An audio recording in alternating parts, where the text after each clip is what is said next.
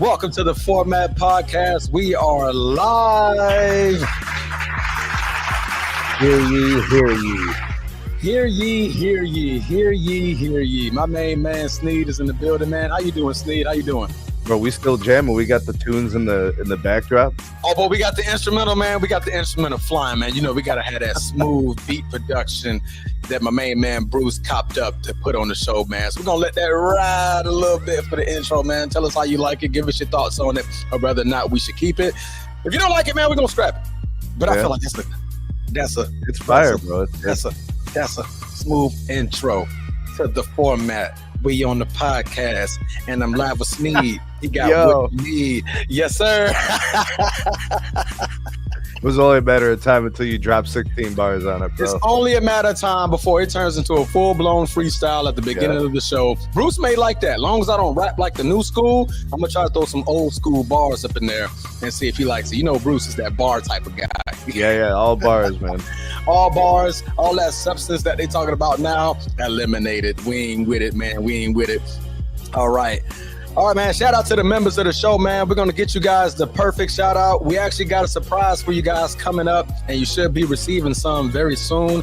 So be on the lookout. I'm not going to spoil it, but I want you guys to be shocked when you get it. All right. But shout out Laker Nation, the number one member of the show, the first member of the show. Shout out Laker Nation and the Be Ready Sports Podcast, man. If you guys want to check another show out on YouTube, be sure to check my main man out, man. Coach T is definitely getting it done over there. Shout out to Not That Serious. Why so serious?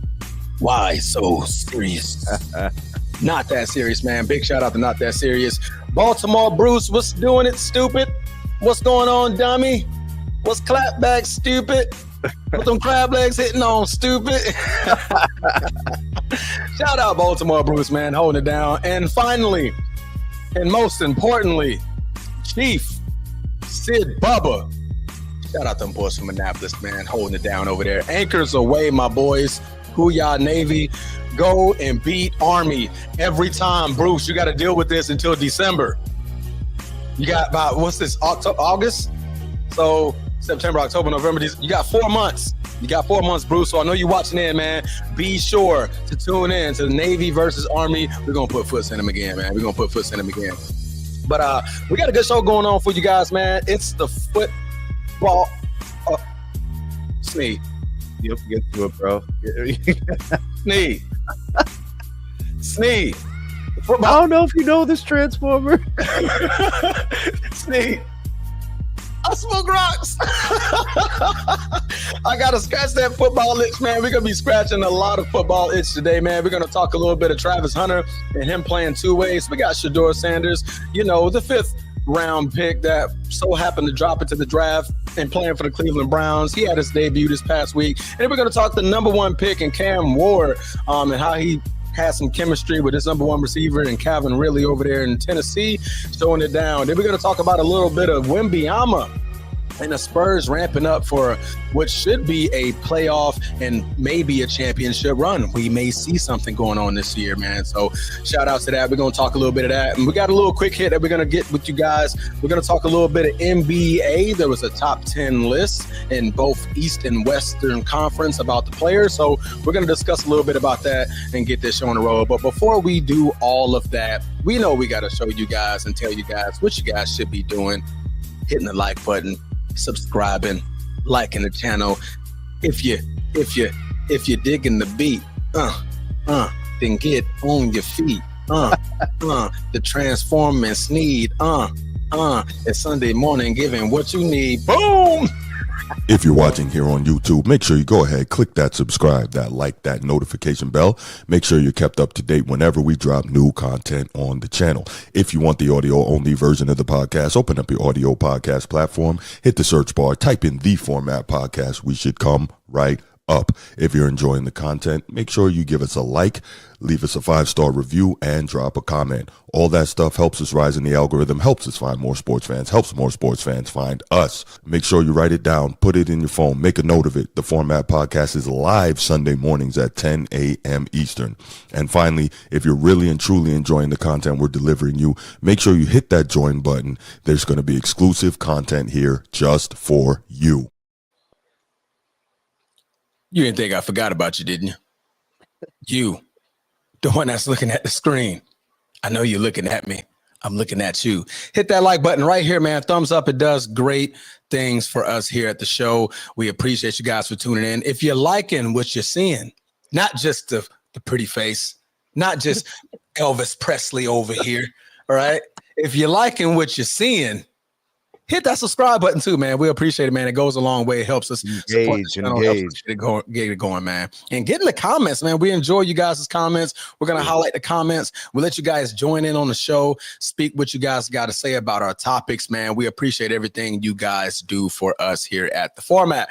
So, but let's go ahead and get right into it, man. The quick hits. Let's get this NBA stuff out the way because we want to scratch that itch when it comes to the NFL. We're going to talk Eastern and Western Conference, man. NBA.com put out some rankings about the top 10 players in the Eastern and Western Conference. So we're going to start off with the almighty West. Or do you want to go to the East? Let's go to your side first, Sneed. Let's go to your side. Let's start off with your side. So we're going to go to the Eastern Conference. So the top 10 list. Now, they didn't specify whether was this in order or not, but when you listen to it, you're like, that may be in order. Kind of put it in order, right? That may be in order. So we'll start off with the top 5, and you tell me whether or not you disagree, Sneed. Giannis Antetokounmpo at 1, Jalen Brunson at 2, Donovan Mitchell, your boy in Cleveland, at 3, Paolo Banchero in Orlando at 4, Cade Cunningham at 5. Did I mess up at all? Or did they mess up? Excuse me. No. The players in the top 5 are exactly who should be there. They're just in the wrong order. Ooh, what's your order? I got Giannis, Donovan Mitchell, Paolo Banchero, Cade Cunningham, Jalen Brunson. No, you said Jalen Brunson twice, didn't you? Oh, no, you put Donovan Mitchell at 2. You put Brunson at 5. Yeah. Okay. Why does Brunson get the drop? I watch too much film.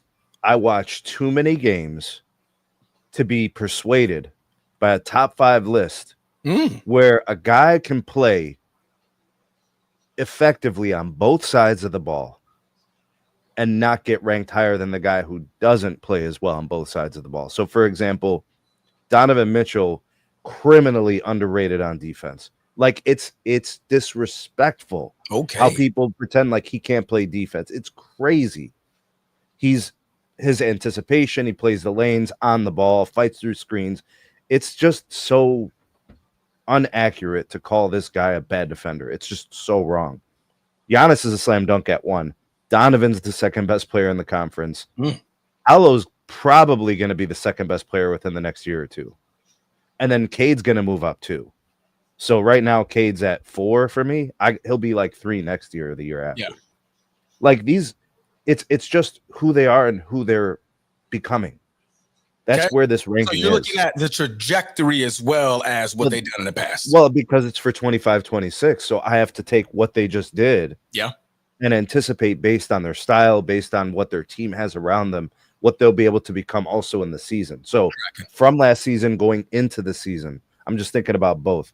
It's just the order. And like if you watch Paolo Banchero, like the dude's, that's how you build an NBA player for 2020. Like, this is what you do. Solid, big guy, score, can athletic, yes. And he's got edge. Like some of the, Jalen Brunson, he's a nice player, but we know the physical limitations. Like, I can't put that guy ahead of the other 4. I just can't. I got you, man. I like it, man. I like it. You got Brunson at 5, and you're elevating Donovan Mitchell up to 2. I'm not mad at that switch. I mean, Jalen Brunson is obviously a pure offensive guy. I mean, you need a bucket, he'll get it. He shows up big time, right? I'm going to keep him high because of the big time moments, right? When the lights are brightest, Brunson shows up every time. Team's down, you need a bucket, Brunson's get it. there. Yeah. It's the smallest guy on the floor is getting the bucket, not Cat, who's the tallest guy on the floor or possibly the biggest guy on the floor, be that as it may, if Embiid or somebody else is on the other side. But on his team, he's the smallest guy on the floor. And if you need a bucket, cool. Put me in a pick and roll. I'm coming off of a screen. I'm going to body you. And I got that left hand. So, it's hard to guard them left-hand shooters. You're so used to going to the right side. Them left-hand shooters are tricky. So the James Hardens, the Jalen Brunson, he's quick. They're shifty. right? They'll put it in their right hand, come up with the right, and you're like, you're going to bite on the right hand. I'm switching it right over to the left hand. That's my strong hand. You must have forgot. Boom, we got a bucket, man. So I like that. We're going to move on to the second half of the list. Speaking of Embiid, they got Embiid at number 6. Evan Mobley, Defensive Player of the Year last year, at number 7. Jaylen Brown at number 8. Karl Anthony Towns at number 9. And Trae Young at number 10. Uh-oh, I saw you shaking your head once I mentioned Embiid at number 6. What you got? Yeah, it's all wrong. Number 6 is Evan Mobley. Shots fired. Yeah, number 6 is Evan Mobley. Number 7 is Jaylen Brown. Number 8 is Cat. Number 9 is Pascal Siakam. Number 10 is Darius Garland. So you got Darius Garland. You're elevating Darius Garland, and you're bringing him into the top 10. Yep. Paco Siakam. I can't even. Pascal Siakam. Pascal Siakam. My apologies if you ever looking Pascal. First of all, hit the like button, man. We appreciate it. And if you want to come on the show and just butcher me for butchering your name, please, I'll applaud it.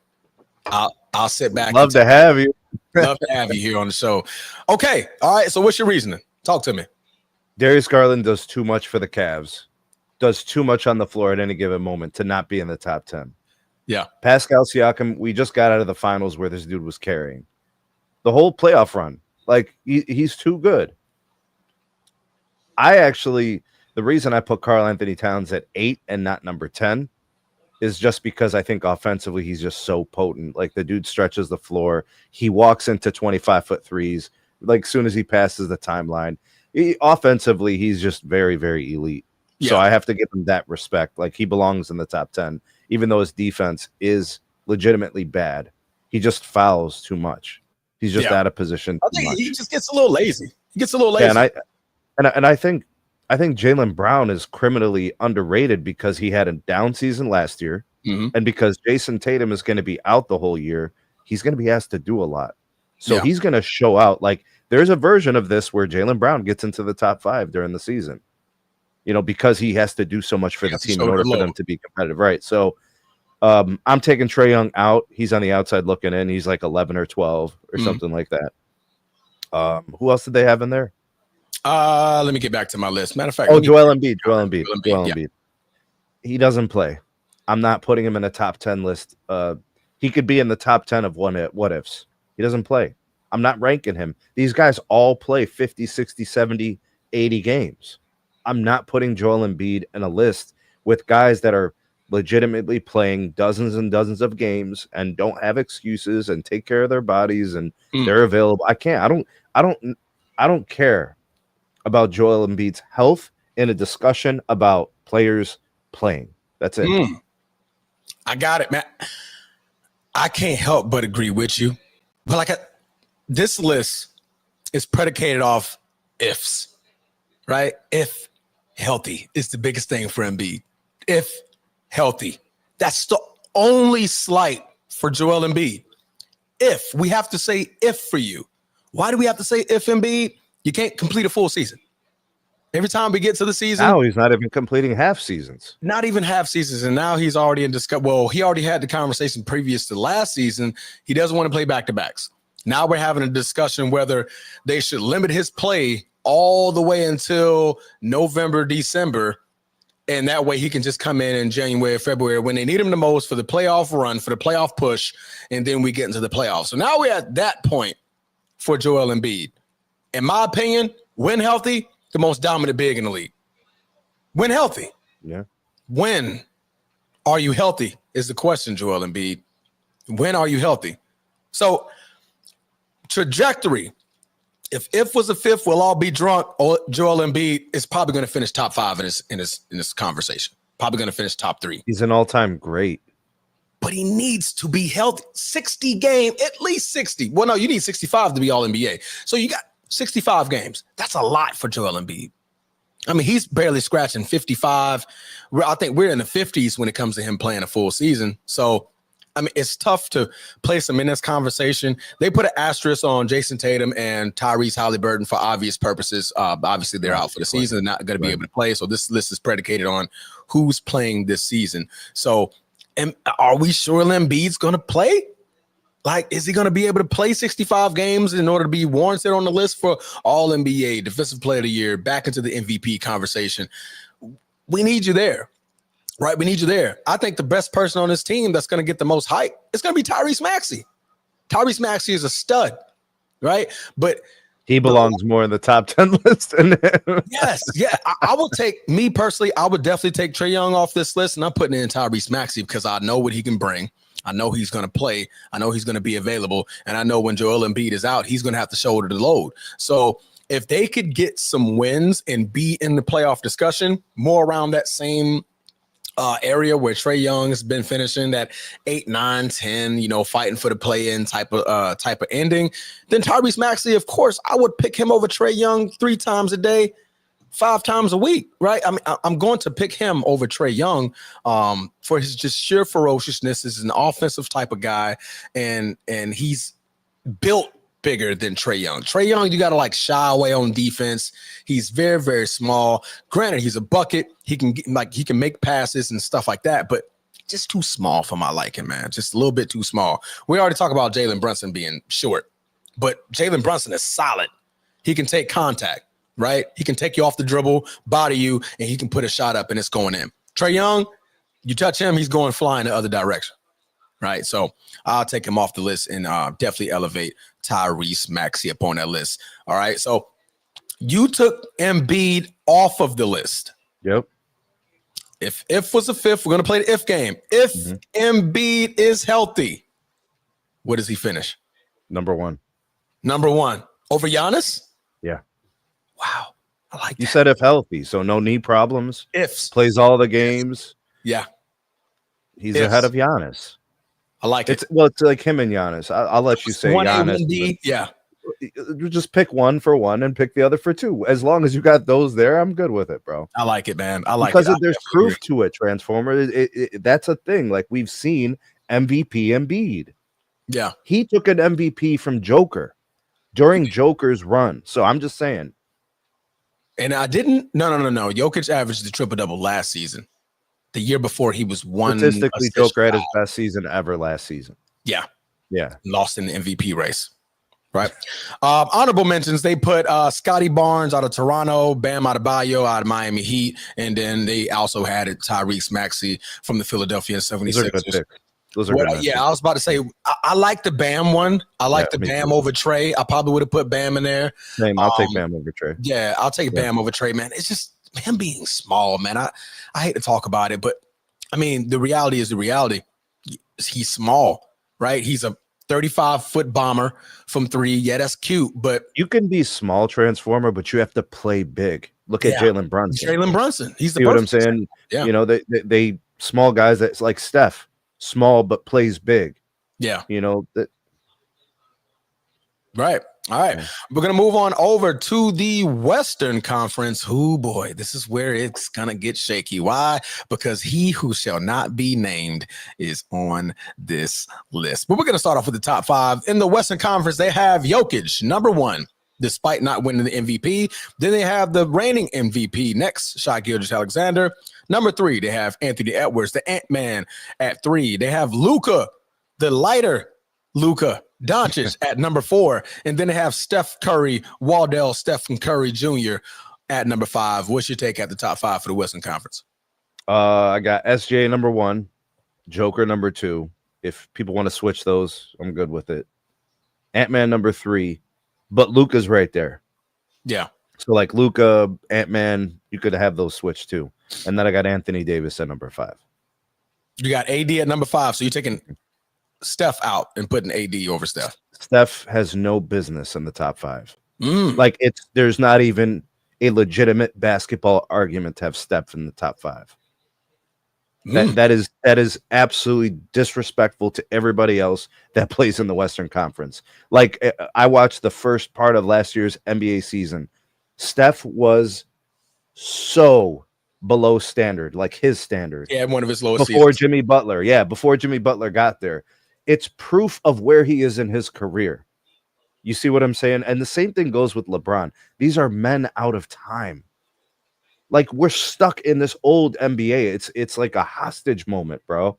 We're stuck in the old guard. It is over. These guys are in the twilight of their careers. They have moments. They have games in the regular season. They are not who they used to be. Not even close. It's been multiple years since these guys have been top 5. Several years. What do you got to take on Woodridge's comment here? Just mad at Steph what he did to this guy. What? I saw Steph throw the binky in Cleveland and lose the finals. What you mean, bro? He threw the binky. Steph threw the binky. Yeah, and we won, bro.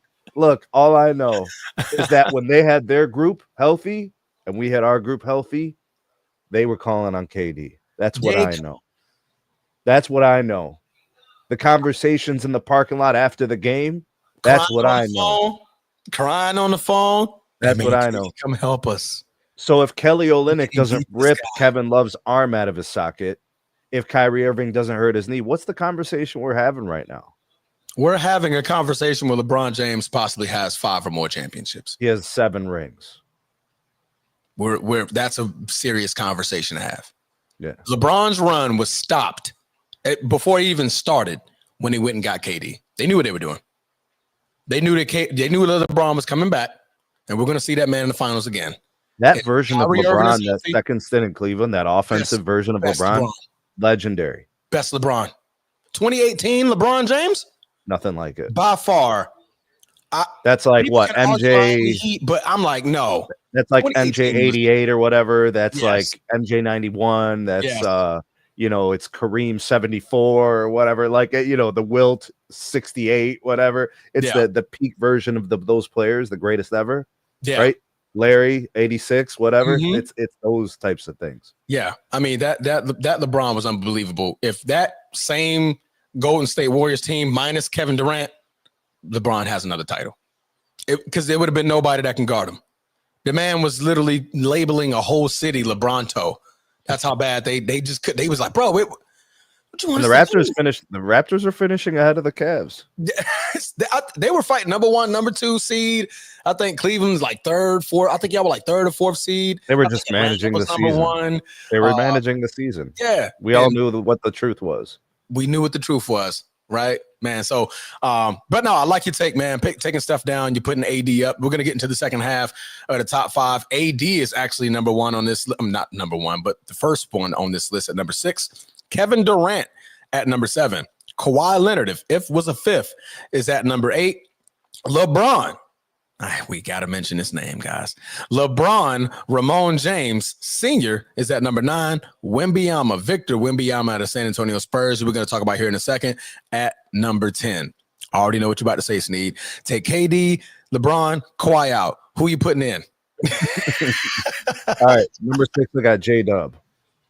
Number 7, I got Wemby. J-Dub? Yeah, Jalen Williams. I'm bringing him in. The guy who plays for the Thunder. Yes.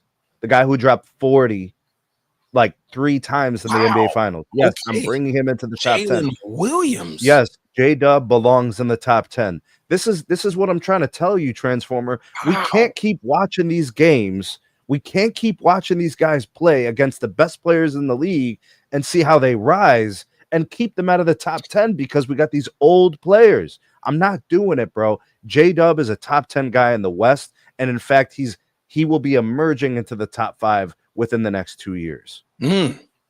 Okay, so I got J-Dub at 6. I got Wemby at 7. I got KD at 8 because offensively he is still so damn good. Number 9, I got Steph. Number 10, I got De'Aaron Fox. De'Aaron Fox. Okay, that's a list. That is a list. So clearly you took out AD. No, you left AD at 6. AD as number 5. You did. You elevated AD into the top 5. Steph, you took to 9, right? So you took LeBron, Kawhi off the list. I really wanted to take Steph out, but Jimmy Butler really helps him stay in there. Okay. Yeah, he really does. All right. So the reason why Kawhi isn't in there.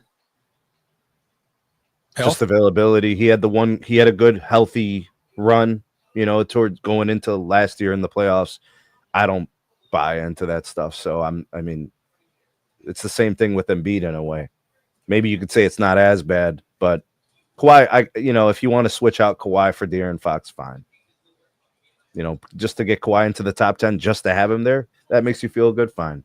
But I got him out. I'm going to go with the guys who I think are going to do it next year. All right, man. I hate to ask, but I'm going to ask because it's wrongfully done if I don't ask. Why is LeBron not in the top 10? Have you been watching him play? Yeah. You still questioning why I don't have him in the top 10? De'Aaron Fox over LeBron? Yeah. Okay.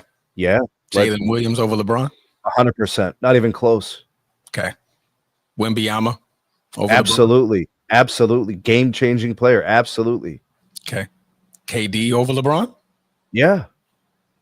Why KD? KD's a better offensive player. Okay. KD can play a full game. Okay. Steph can drop 50 till this day. He did it like 3 times last year. So LeBron can't do none of that? LeBron can't drop 50 right now. He can. No. If he wanted to. Why didn't he? Because he didn't want to. That's an excuse. Just do it then. I don't see why would he need to drop 50. He doesn't need to drop 50. I'm just saying I saw Steph drop 50 last year. I didn't see LeBron drop 50 last year. I did see LeBron in the playoffs being ineffective because he can't finish the game. He's exhausted. He's old, bro. Like, why do I have to do this? Why do I have to make excuses to get a guy into a top 10 out of respect? Right? Because that's what this is about. You're having a problem with me not including one of the greatest players ever in a top 10 list. He's 41, and he's not better than any of these guys right now. Why is that so bad? I say he's better than Steph. No. I'll say it. I'm going to say it. I'm going to say it. So why don't they double LeBron? They do double LeBron. No. They do double LeBron. No. Okay, when the first guy, the point of attack, when LeBron have to pass him, who has to slide? Somebody has to slide over. The gravity for LeBron is over. It's not. The gravity for LeBron is over. Come on, man. The gravity is over. Not. It's the gravity. The gravity was over about 3 years ago. LeBron at any moment in time can give you an efficient 30. Okay, I'll agree with that. He'll give you 30. Yes. Yeah. He can give you 30. But look at this list, though. Can De'Aaron Fox give you 30? 25. He doesn't give 30. He can give you 30. Oh, he can give you 30. Can Steph give you 30? He can give you 50. Steph can hit 15 threes in a game to this day. Somebody look it up. How many times did Steph drop 50 last year? Somebody look that up for me. Continue, Sneed. I didn't mean to cut you off. Go ahead. KD can give you 30. Wemby can give you 30. J-Dub can give you 40 in the NBA Finals. See the guys I'm putting in front of LeBron? They belong there. It's not a problem with LeBron. These guys are just better right now. Why, bro? Why do we have to just disrespect these great players today because LeBron is an all-time great, bro? Why do we have to do this? I'm just asking the question, Sneed. No, don't shoot the messenger. Is terrible, bro. Honorable mentions. We got Ja Morant from the Memphis Grizzlies, Devin Booker for the Phoenix Suns, and James Harden for the LA Clippers. And they also had your mention that you put up on number 7, I believe. On your number 6 on your list is Jalen Williams from the Oklahoma City Thunder. I like the Ja Morant one, and I also like the Devin Booker one. I'm going to keep. Like about Devin Booker. I'm going to keep them out of my top 10. They're right there. They're on the edge, but I'm going to take them out. Devin Booker. It's like they put things around him and it just doesn't work. For somebody, I don't know if it's coaching, don't know if it's just his style of play. He doesn't like to be double teamed in practice. Maybe it's his work ethic. So I mean that keeps him out. I like the Ja Morant when healthy. When Ja Morant's healthy, he's scary. He's scary Terry. Him and Anthony Edwards, I put in similar forms. Anthony Edwards just shoot a 3 better. He just shoots a 3 better, right? Ja Morant, at any point in time, you got to look out below. you might have to. Oh man, he's gonna try to punch on you. He punched on Wemby already, though that it didn't count. But he punched on the tallest guy in the league. Punched on him. Yeah, he was going to be DPOY. That was going to be your DPOY. right? That was going to be your DPRY. I like, Woodage, you actually took one of my names that I was going to mention. Zion, when healthy. When healthy. If was a fifth, we'll all be drunk, but Zion definitely deserves to be an honorable mention. Just need him healthy. He's in that Embiid category. Him and Embiid, such great prototypical MVP caliber players that just don't stay healthy. I need you to be healthy, right? Kawhi Leonard, how is he on this list and Zion's on this list? I mean, not on this list. I don't see it. Kawhi couldn't play most of the season. They literally waited until the playoff run to insert him back into the game, and he did what he could, and they still got bounced, right? So he played well, but I mean, he didn't play during the season, But like this is the season. We're talking about the season, right? If you can't play during the season, how am I putting you on this list? I'll put LeBron on that list before I put Kawhi. LeBron is at least going to play you 65 games. I 100% agree with you on that. Yeah, he's going to play. If you're gonna sneak, if you're choosing between Kawhi or LeBron in this top 10, 100% LeBron. Yeah, I mean, because one, I have to count availability. Your best ability is availability. If you can't make an All NBA team, discount. I'll take you out. AD, he's on the cusp of that list. He's on the cusp. Great player. When healthy. You can't finish 65 games, I take you off the list. I have to. That's what they do for the awards. Not my fault. Now there's criteria. We got criteria. I'm with you on that. Yeah, I got to use it, So 65 games, you can't finish it, got to take you off the list, man. But it's a good list. I like it. Like I said, I would argue Ja Morant being put in there. I would definitely take Kawhi out to put a Ja Morant in there. But again, Ja Morant he's on that same trajectory. Got to stay healthy. Got to stay in these games. Other than that, I like the list, man. Luka's rightfully placed that third, fourth spot. I think him and Anthony Edwards is battling. Honestly, I think this this Luka is probably going to be the best Luka, one of the best Lukas you're going to see. He's paid. He's happy, and he knows like he's motivated to show a lot of people something different, right? Like a lot of talk about his fitness, his conditioning, the way the season ended, his ability to carry. I think you're right, bro. It's good for your Lakers. Yeah, no, it's good for you might average like 35, like 8 and 6. Yeah, I wouldn't want him to average that much. 32. Yeah, but what if he did it on 51% shooting? By all means, go ahead. You see what I'm saying? Like, I think it's going to be that good. Like, maybe he doesn't need to take 9 threes a game. Maybe it's in the flow of the offense. It's like 5 a game. That'll bring his percentage up. His shooting percentage. Yeah, and I think shoot 80% or something. Like, shock people. Yeah, I think a motivated LeBron. This is going to be more of a Magic Johnson-esque LeBron. Just off pure. I'm just using size. Type of style of play where he's just more so, Luka, you got it. I'm just going to be moving the ball around, facilitating everything. You don't need me to score 30. I know you can get 30. You getting 35. Luka, you get 35. I'm cool with getting 24, 25 around my average. People got to remember, like, there's 25 easily. There's a version of this Lakers offense that with Luka in shape can play a little off the ball. He could play a little bit off the ball. LeBron could find him. Yes. Austin Reeves can find, like they can do some things more dynamically. Austin Reeves. If Luka can actually sprint. Like Luka wasn't sprinting last year. He couldn't run. Yeah. It was awful. It was gimpy. It was like he just walked. One, he's arguing with the ref possibly on the offensive end. He should be more focused, right? Yeah. Jogging back up the court. Like, no, bro. Hey, stay locked in. We need that Luka that made the finals run before the beer. Right? We need a Mamba Luka. That's asking too much. I'm talking about the mentality. We need a focused Luka, a Mamba Luka. If I can get 50% Mamba mentality in Luka, just 50. That's league MVP. That's league MVP. And I think that's what Luka's gunning for. Luka was top. He was 5 years straight, first team All NBA. Last year was his first time not making it. I think that's speaking to him. That's speaking to him on top of the fact that he got traded without Unbeknownst to him, he got traded from a city that he thought was going to keep him. He lost his supermax deal, which he was going to get about $300-something plus million. He'll be all right, Lost bro. that. He'll be all right. Mark Walters going to take good care of him when that next one come up. $400 million on deck. We got He's you. gonna be all right, bro. The check is already signed. Sneeze. The check is already in the mail. We're just waiting on the time to hit. Boom. We're going to send that thing right until you sign it, baby. We got you. Hey, Transformer, could you highlight Micah's comment, please? With not Luke. No, this one. Yeah, the most yeah. So the thing about Luka is it's not you turning him into Steph. It's about presenting threats and layers to your offense. So when JJ Redick is trying to do this thing, right?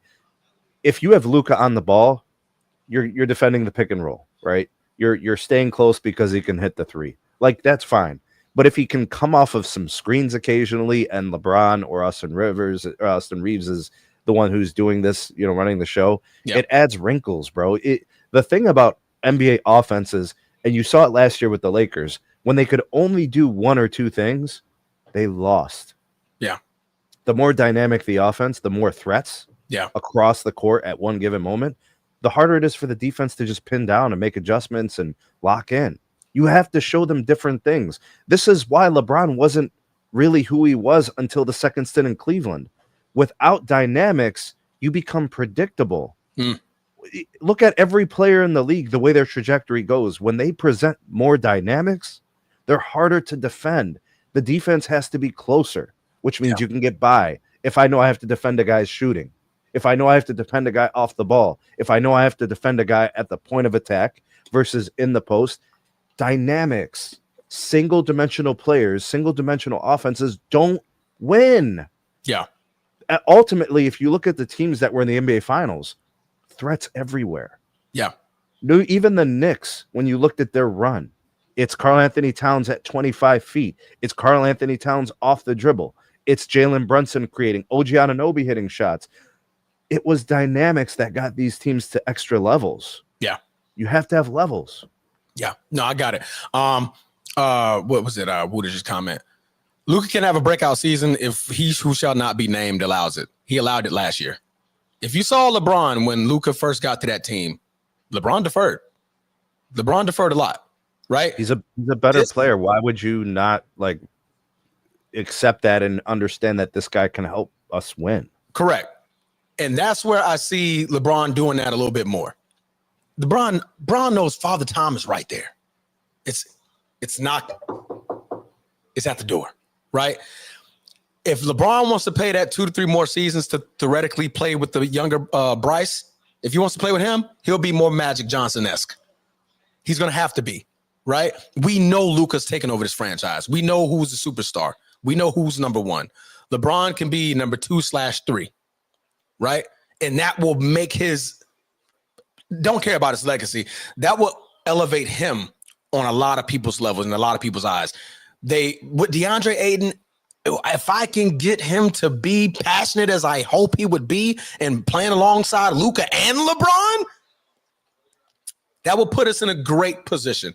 Not saying we're going to win the title, not saying we're going to run the table, but that will put us in a much, much better position. But I think he who shall not be named, I feel like we're in a Harry Potter movie. He who shall not be named, definitely, I see that. I see him deferring a lot. LeBron James may average 8 to 9 assists this year, and he's going to average about 22 points. I think that's going to be his average, 22 points a game, because he can efficiently, without getting in Luka's way, get 22. Half of them going to come from Luka anyway. Hey, slash to the basket, Luka got him. Fast break, Luka's pushing it. And he's tossing it up in the air. LeBron, for some odd reason, can still touch the top of the backboard, grabbing it down, and it's an easy layup. LeBron can officially get you 22, on top of the fact that he's going to drive and get some free throw line shots and attempts. But I just need him to, I'm facilitating the ball. Austin Reeves, please wake the fuck up when it's time. Not just during the season. You're awesome during the season. Playoff Reeves, I need you. You gave me this when it mattered the most.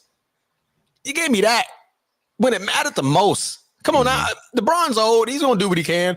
Luka was already gimpy. He did what he could. Austin Reeves, you were the third guy. Yeah, but I don't blame Austin Reeves completely. I put a lot of that blame on JJ Redick and the coaching. Oh, so you have players. Well, you have players, right? Sneeze, start over. I think I lost you a little bit, buddy. okay, so you got players on your team, right? You're the Lakers, you're JJ Redick, you got these players. You have to optimize what they can do for you. That is your job. Your job is to get the most out of your players. Correct. One of the things that I was very critical about JJ Redick last year was he didn't make anyone better. Nobody overachieved in LA last year. Nobody. Everybody did exactly what you thought they would do. Yeah. He didn't make anyone enhanced, optimized, overachieve, nothing. Nobody leveled up under JJ. Austin Reeves is the type of guy who should be able to level up with a JJ Redick because JJ is the Socrates of basketball philosophy. He's the smartest guy in the room, every room he walks into. Nobody knows hoops like him, but he couldn't. And Austin Reeves is very good offensively, but you didn't really see any of that in the Minnesota series, right? I didn't see any of that. I didn't see adjustments. Like a lot of that failure against the Wolves is because JJ got out coached. JJ didn't make adjustments. JJ's response to rebounding problems was get smaller and have worse rebounding problems. Yeah, his response to his lineups was, I'm just going to play LeBron for 45 minutes at 41. I'm just going to play Luka, who's limited, overweight, unconditioned, injured, whatever the excuses are. I'm just going to play him for 44 minutes. That was his response, bro. Yeah. I didn't like it. I didn't like the response. No, he played the whole game, I want to say. LeBron played the whole game. It was 48 minutes. Why? And that's not LeBron's fault. Like, that was JJ Redick's decision to leave. LeBron's not going to say no. LeBron is a competitive, all-time great. He wants to be on the court every minute if he can. His coach, he's got him in there the whole time because he's so desperate to win. He knows he can't win with anybody else in terms of a better chance. But what he failed to realize is that by playing LeBron like that, you're getting a lesser version of Bron. Yeah. The ideal version of LeBron, even in the playoffs, is 35 minutes. So that way, when he's playing the 35, you're getting good minutes. Correct. Instead of LeBron. Yeah. Come on, let's be realistic here. Yeah. I liked what the one thing I liked about JJ's rotation last year during the regular season. When Luka got there, he staggered. He staggered a lot of it, right? They started together. About 6 minutes in, Bron's on the bench because Luka can go for about 2 to 3, 4 more minutes before he can take him off, and you insert LeBron with the Reeves combination, and it worked out well. When the playoffs hit, he stopped the staggering. It was just both of y'all. I need both of y'all to play. Reeves ain't showing up. I need both of y'all to play. Take Jackson Hayes out. Why? I need Bron to play.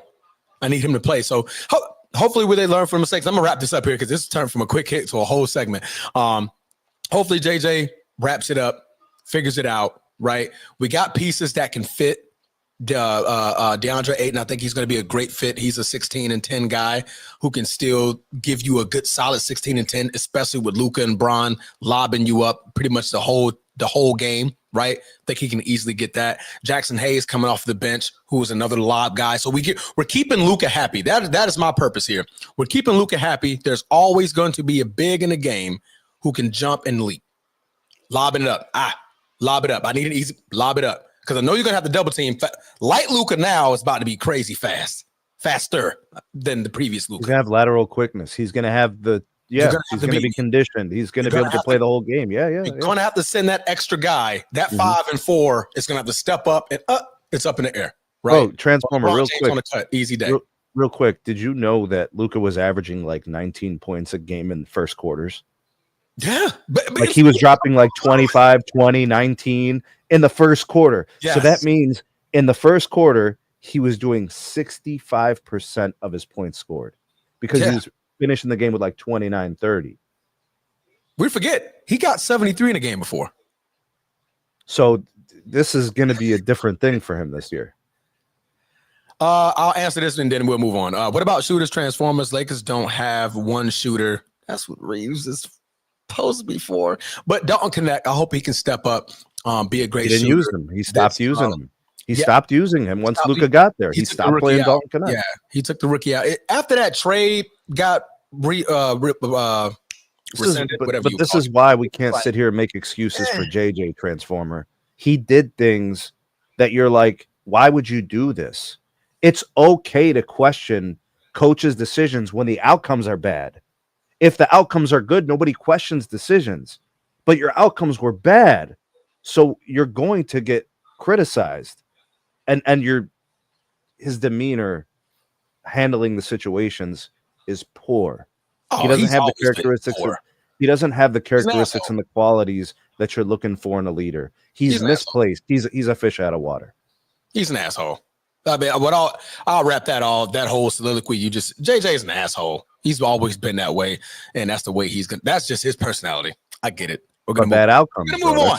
Yeah. Let's move on, because we took this from top 10 East West. Now we're talking about Lakers. We could talk about this for a whole nother hour. Boy, Transformer speaking as a coach and an educator. I appreciate you saying, Bubba. We're going to move on to the next topic, the actual topics that we're going to talk about. We're going to talk a little bit about the San Antonio Spurs. Are the Spurs ramping up? All right. Obviously, Victor Wembanyama, future Hall of Famer. I'm saying it. Yeah, I can say that. I can say what I want. It's our show. Wembanyama, future Hall of Famer, would have been, in my humble opinion, and in a lot of people's humble opinion, the Defensive Player of the Year last year over Evan Mobley if he didn't exit the league early with the blood clot in the shoulder. But obviously, one of the best players in the league last year before he was injured, averaged 24 points per game, 3.8 blocks, averaged a steal, 11 rebounds, 3.7 assists, 35% three-point shooting, and obviously he played only 33 minutes a game. 33 minutes, you got all that production. You got almost 4 blocks. That's along with 24 points. Yeah. That's a lot. That's a lot. So obviously they add De'Aaron Fox, who just got signed to another deal this past offseason. And obviously they have a bunch of great up and coming young players to add on to the duo that you have in Wembanyama and De'Aaron Fox. So De'Aaron Fox was actually in your top 10 along with Victor Wembanyama. So the expectation for 2 players that's in the top 10 list, we're in the playoffs. So ramping up the Spurs with what they got going on, what do you see going on with the Spurs that's going to put them in that contention? The Spurs are building a team, and they're building their team around Vic and De'Aaron. I don't know why people downplay the importance of this tandem. When I look across the league and I look at all the tandems on different teams, this is one that's for the future, meaning that they're good this year, they're good next year, they're good in 3 years, they're good in 4 years, they want to re-sign them, they're good in 5 years. It's a young team. Correct. With a core that's already in place, right?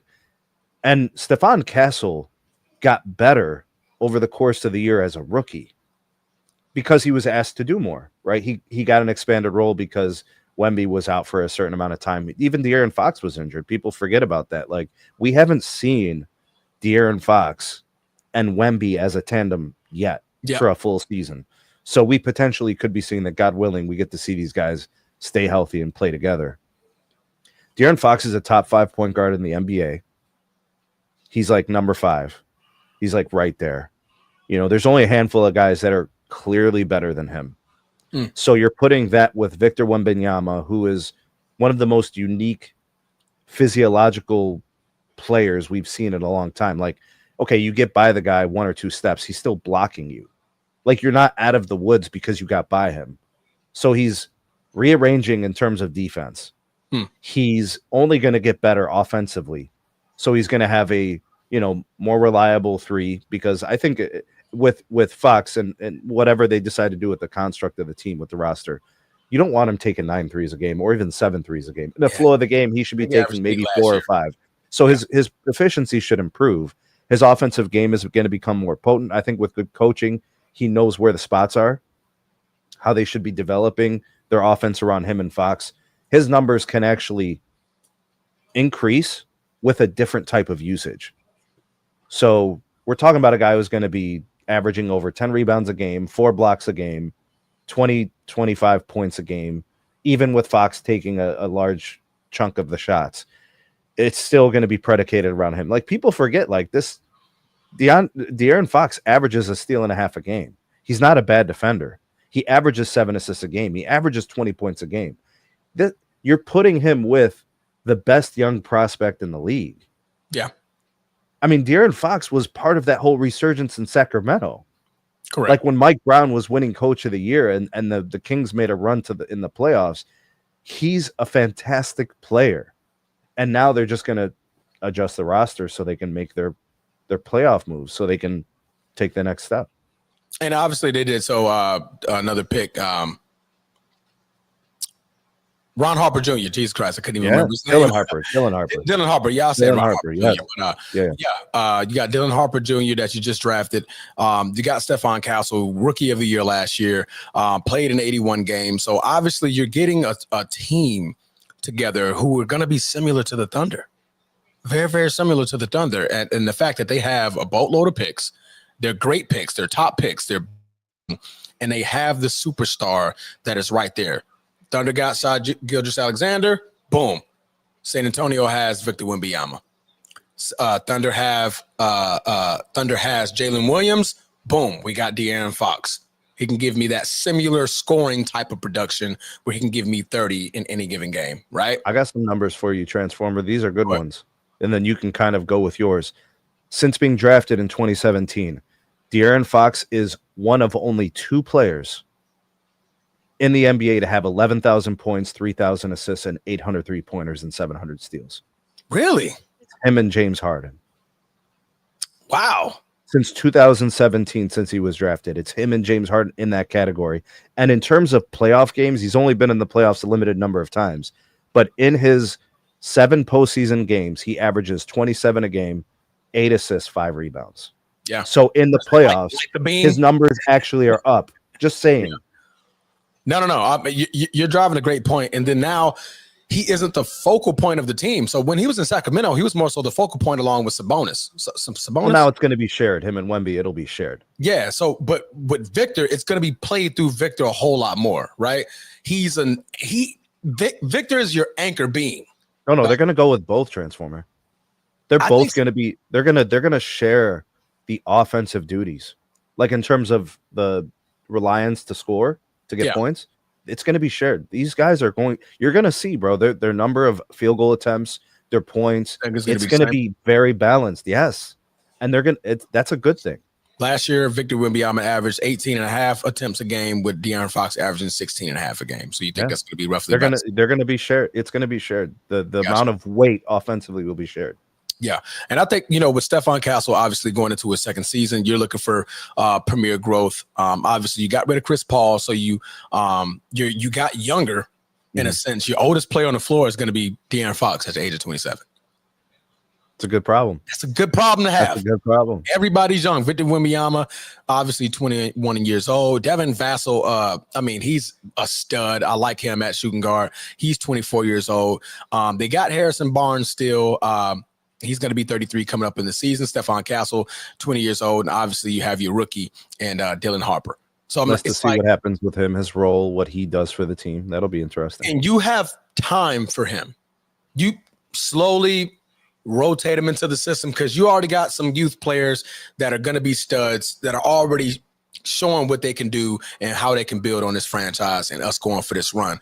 But you have your anchor being in Victor Wembanyama, and you have a Batman to a Superman and De'Aaron Fox that can get you buckets, and then you got your the rest of the DC characters that's going to be around him. So I think the Spurs, man, they could finish top 4 if they could put this right. And I know Greg Popovich could. He called it from the coaching standpoint, but he'll be up in the front of the box office. That's not the box office. You know what I'm talking about. He'll be upstairs. Yeah, he'll be upstairs. He's from more of a management position. Or a management position. But Popovich's coaching tree is phenomenal. His coaching tree, everybody under him got a job somewhere. Yeah. Either as a head coach, assistant coach, or something. Everybody's under him. So I got good faith in the current coach. I can't remember. The Spurs organization is just very solid. It really is very good. What's the coach's name? Let me see if I can get it real quick. The coach. He's a younger guy too, the coach of the Spurs. Correct. Yeah. It's not populating here real quick. Mitch Johnson. There you go. And as soon as you said it, it pops up. So you got Mitch Johnson. So I believe in anybody that comes from under Pop. I mean, Pop obviously can coach the best of the best. Steve Kerr was in that Sid Bubba too. Forget Steve Kerr was over there under his tutelage. Just another one. Didn't Steve Kerr, Mike Brown, Indiana Pacers? Wasn't he a Popovich guy? Ooh, I don't know. Wasn't Rick Carlisle with Popovich at one point? So. I don't think so. I thought Rick Carlisle was. I don't think I ever heard that before. Let me see.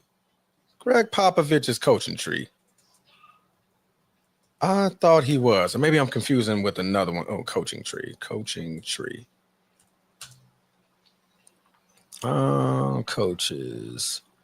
Let me see.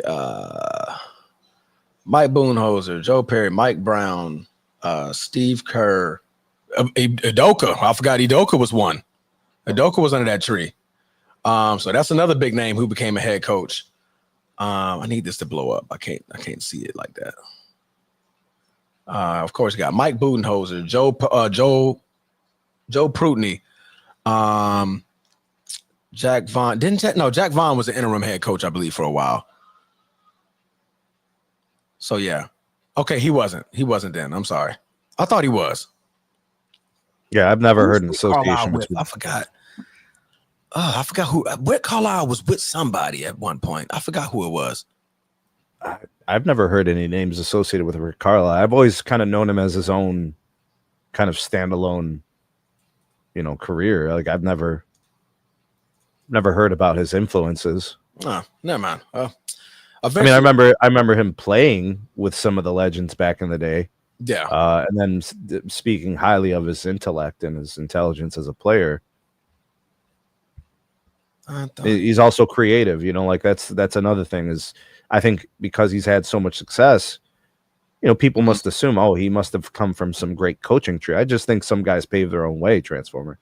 Yeah, Carlisle joined the Indiana Pacers organization as an assistant coach under Larry Bird.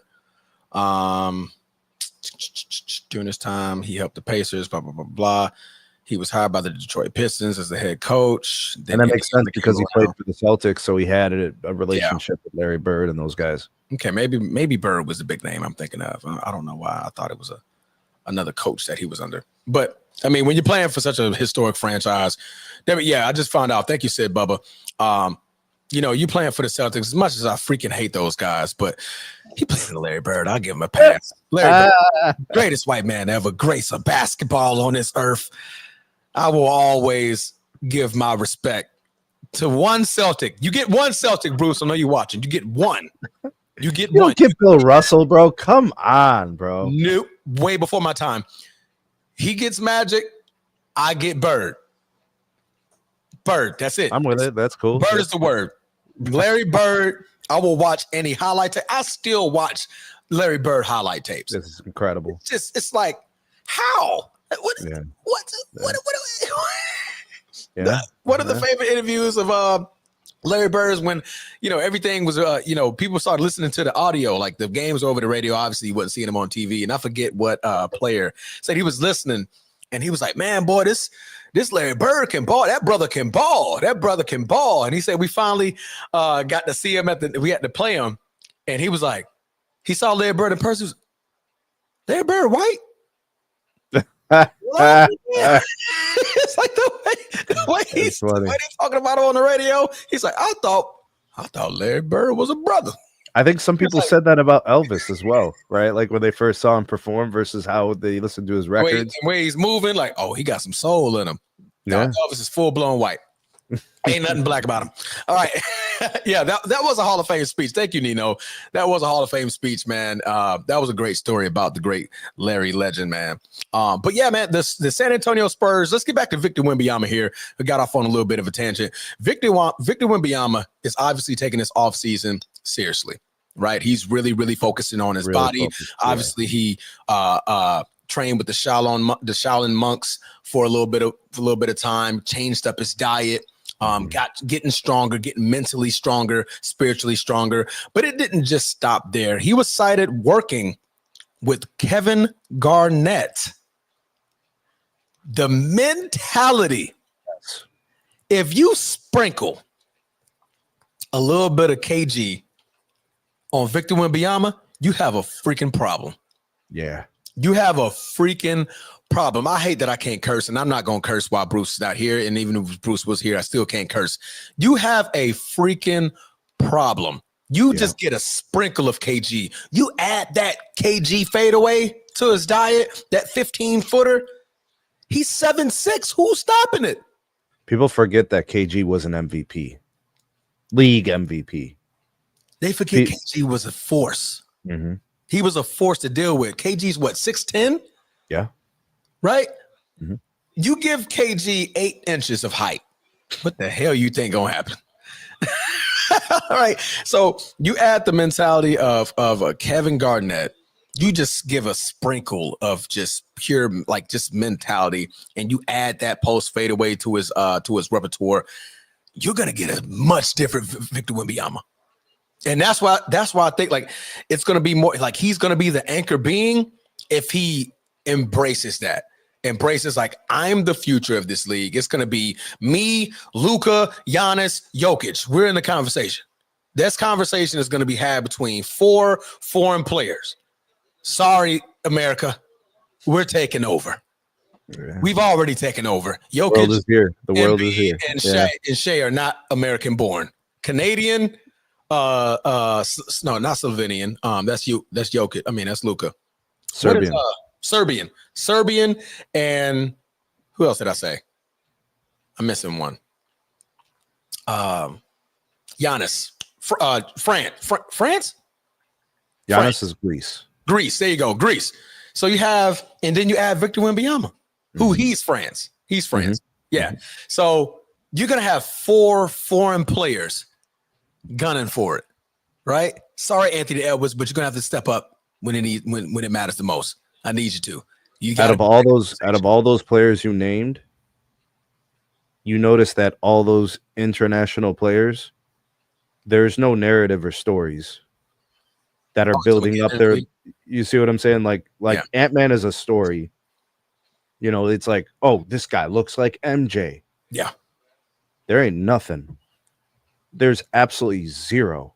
But do you think that's more so because there was no previous players to compare them to like at that level? Like, of course we have players we can compare them to, but they were never asked to do what these guys are doing today.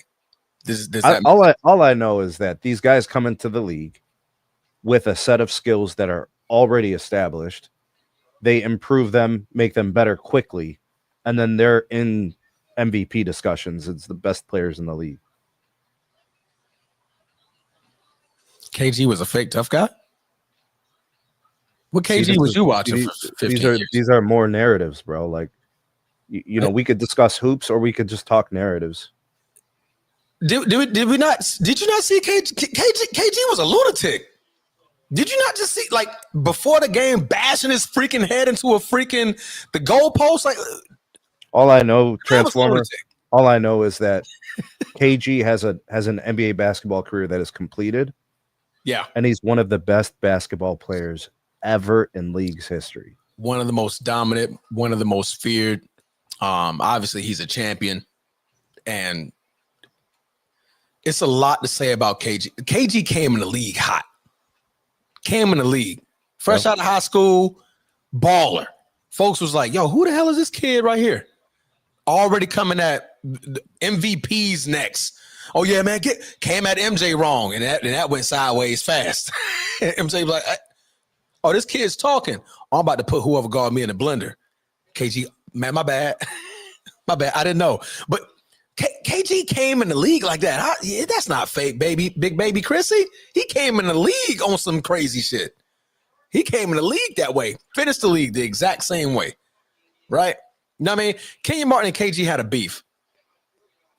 So Kenyon Martin's gonna say what he wants to about KG, and you can bring up the Carmelo thing on the court. I don't want Big Baby Chris. I don't want you to get confused between tough guy off the court. I care less about off the court. To me, all off the court, all these guys are soft. Just hoops. It's just hoops. On the court, KG was that tough guy. KG was the one getting in your face. KG was the one causing the ruckus. KG was the one where everybody's like, damn, man, you scared to go in there. He may block you or he may foul you hard. Kenyon Martin was also one of those guys. But remember when Kenyon Martin and KG battled it out, you got two tough guys trying to be the toughest on the floor. So, of course, Kenyon Martin is not going to like KG. He's not. Because he know KG is going to keep it on the court. Obviously, we saw that with Carmelo. When it came off the court, KG like, bro, it's just basketball, B. It's bad. But on the court, it's a different problem. You gotta mess with me. I gotta come see you. You gotta come see me, man. So we're talking strictly hoops. You're probably talking off the court, and that's not nowhere near what we're talking about. But back to Victor Wembanyama. Victor Wembanyama, man, the sky's the limit, right? Obviously, the kid's 21 years old. I'm calling him a kid, but this man's like double my height. I'm like 5'7". The man got me by like 2 feet. The physics are crazy with Wemby. The physics are wild. This man wingspan is tall to me. His right leg is tall to me. If I stand next to him, I'm like at his waistline, so I will never stand next to Victor Wembanyama. I'm pretty sure there's probably a picture with him and Kevin Hart out there somewhere. Imagine picking him up, putting him on his shoulders. Yeah, imagine me standing next to Victor Wembanyama. You add a few inches. I'm a little bit taller than Kevin Hart. I think Kevin Hart's like 5'5", 5'4", something like that. But that's where I'm at. But obviously, you add in the Shaolin Monks training. You add in the KG training. He's showing the league. He's showing the world, I want to be one of the best players in the league. And I think that's what the face of the NBA is all about. I want to be the face of the league. The NBA wants that to be Anthony Edwards. Obviously, that's just not the case. He doesn't want it. Wemby is showing, I want it. I want it. Last year, I left not because of me. It was because of my body, a blood clot, something I didn't even get hurt for. I didn't get hurt. The previous season, I played 71 games. So obviously, I showed you I can play longer than Embiid. I could play more games than when Embiid. Half of the season in, he was at 46 games before he got the blood clot. That caused him to miss.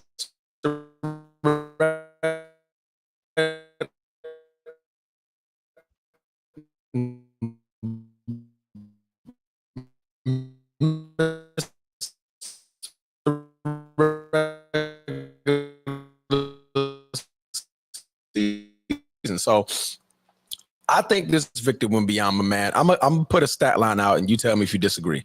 I got 27 a game. I think he gets 12 rebounds. He's gonna have 4.5 assists, 1 steal. 0.8. I think he tried to crack 4. I think he can do that. I think 27, 11.5, 4.5, and 4 for the blocks. That's gonna be Victor Wembanyama. If he calms that shooting down from the 3 and adds that post fade like KG, so he averaged 9 threes a game last year. Bring that down about 7. You're too big to be shooting that, man. You got other guys that's coming alongside you that can do that. You don't need to. You can threaten them with it, almost like the same with Luka. Don't need you shooting that many threes, but 35% from 3. If he could average about 7, 6.5 threes and bring more of that inside that 15, we saw what Kevin Durant did. Yeah. Kevin Durant, 15, 20 feet, yeah. Monster. He's too tall. You can't block it. And now you're fading? What the hell am I supposed to do now? Nothing. I can't stop that. So I think just wait for them to miss, I guess. You know, they're poised to be, just phenomenal. Yeah. You're praying for it. You're praying for just like they pray for Steph. Every time that ball goes up, you're like, oh, that look good. Okay, he missed it. Boy, thank God. Get the rebound, man. Push the ball. Like, golly, man. Steph Curry is just unbelievable. But that could be Victor Wembanyama, and I think that's going to be great. I think they're still, and they can definitely finish top 4. Regular season, they play their games right. They could definitely finish in the top 4 seed would definitely be a ceiling, though. Like that's going to be tough to do. Like that's not going to be easy. I mean, obviously, Houston, OKC, Denver, Memphis. Yeah. Not Memphis. Those teams are better constructed collectively than the Spurs. So,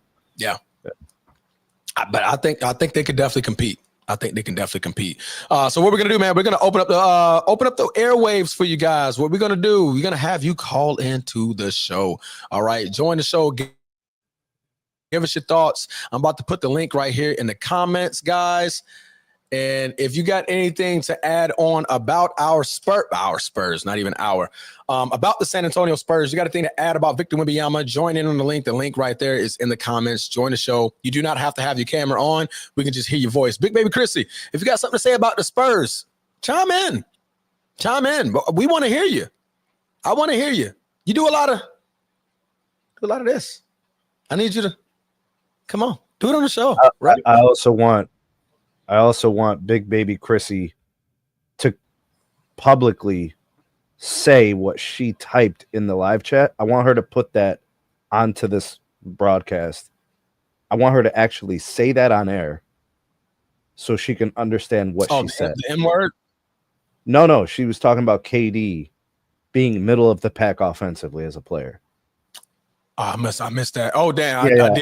I want somebody to actually say that into the atmosphere so that way it's recorded forever. And people can hear that. You know what I'm saying? Yeah, we got Nino just joining the stage. Hey, man, shout out my boy G, my main man G. But Nino, welcome to the party, brother. How you doing? Nino, what up, brother? Can y'all hear me? Yes, sir. Listen, I've been watching a lot of 90s championship basketball. You know, I had to go critique it, you know. A little bit of 80s, a lot of 90s.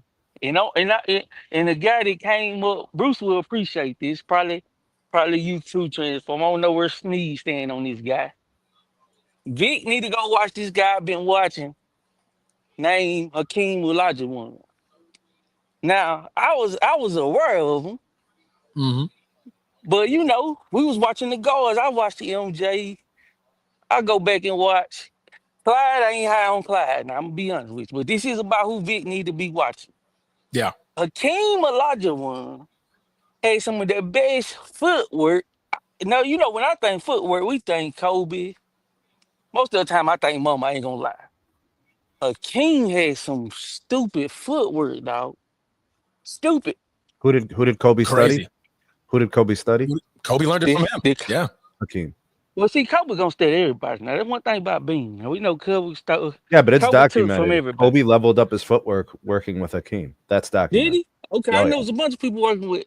And you know what? I see. This is what got me though, Transform. I seen Hakeem.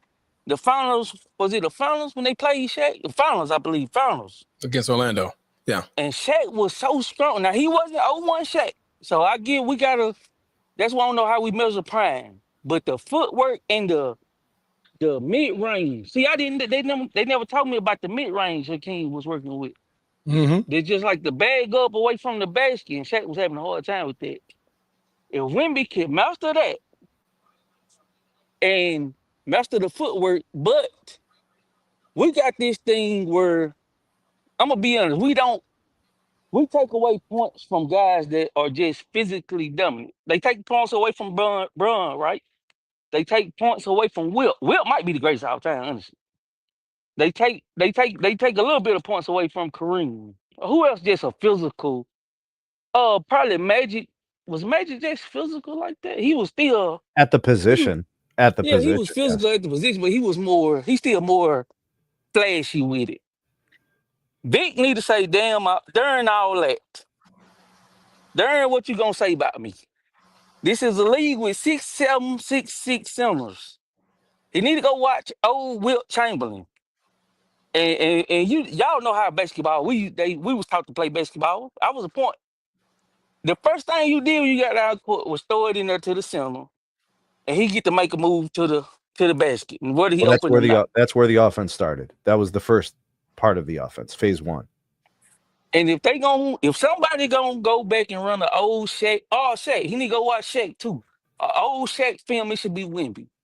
He like 7. What? How tall is Wemby? 7'6". 7'6". And sometimes he's guarded by 6'6" centers. Sometimes a man holding him is 6'6", 6'8". Like, you gotta, don't worry about what the people say. Don't worry about, we like people that go out there and shoot threes and mid-range fadeaways. You should be easily getting 10, 12, 15 points at the basket.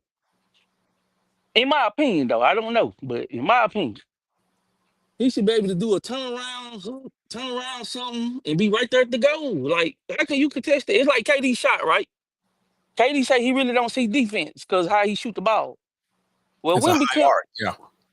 Wemby shouldn't really see defense under the goal because it's no 7'1" centers, in my opinion. What y'all think about that though? Him watching Dream and trying to learn a little bit of that instead of going out there shooting 3 fadeaways. Now, the rumor I heard is that that he was going to try to actually link up with Hakeem, but they felt like Hakeem took that more as a, oh, you coming after my one of the best big man in the league type of conversation. So it's been like, they probably not going to work out. But, you go to KG. I think KG is a very good alternative from going to Hakeem because, like I said, KG was a force. He had a post fadeaway, 15, 20 feet. He got it. And I think if Victor adds that to his tool belt, you're 7'6" shooting 15-foot jumpers.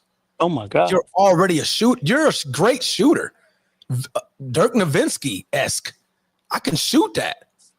You know what I mean? Like that right there would definitely put him in that 27 to 30 point per game range. If he just adds that, limit the threes, 8.8 a game for a 7'6" guy. That's way too many. At 8.8 a game, there were games where he took 12 and 11, and that's too many, Sneed. That's way too many for a 7'6" guy. It doesn't matter that he's taking threes. It's when he's taking threes, he's not doing the other things. Exactly. See, this is the conversation people don't want to have about players. They think just because they can do a certain thing, that means they should do a lot of it. It's the opposite when it comes to threes. Just because he can make 35% doesn't mean he needs to take more. It actually means he should take the other things which hurt the defense more. Yeah. The offense is predicated around you doing what you need to do to score. The Spurs will be their best when Wemby is doing damage closer to the rim. Bro, the defense, the lowest percentage shot in the league is the 3. Yeah. From 27 feet when they're 4 steps behind the line. Defenses are getting bailed out. They don't think about that. It's low percentage. Hey, Sneed, do you think it's because they see people, the players kind of see that we as spectators sometimes, I don't want to say we punish them because real basketball players, you go with your advantage. But the masses, we in totality, we do punish the incredible forces and the taller players. Like, he just 7'7", so he's supposed to do that. Yeah, but stop it. That's what kind of stuff I be saying. Well, stop it. Yeah, I agree with you. But I'm looking at Wemby specifically. There's 100 players in the NBA that will take a 27-foot 3. Yeah. And everybody and every defense is getting a break when they do it. Wemby, anywhere near the paint, is the highest percentage shot of any NBA player in the league. I don't care if he's within reach of the rim, like one step and a shot, that is the highest percentage shot in the NBA, any player. And on top of that, to add to your point, Sneed, you're 7'6". That's what I'm saying. The ball goes up, it's at 12 feet. You getting the ball, like because you already know where your shot's going. You following your own shot. You already hands above everybody else. You don't really have to jump to get their own rebound. Wemby's comp is Kareem Abdul-Jabbar.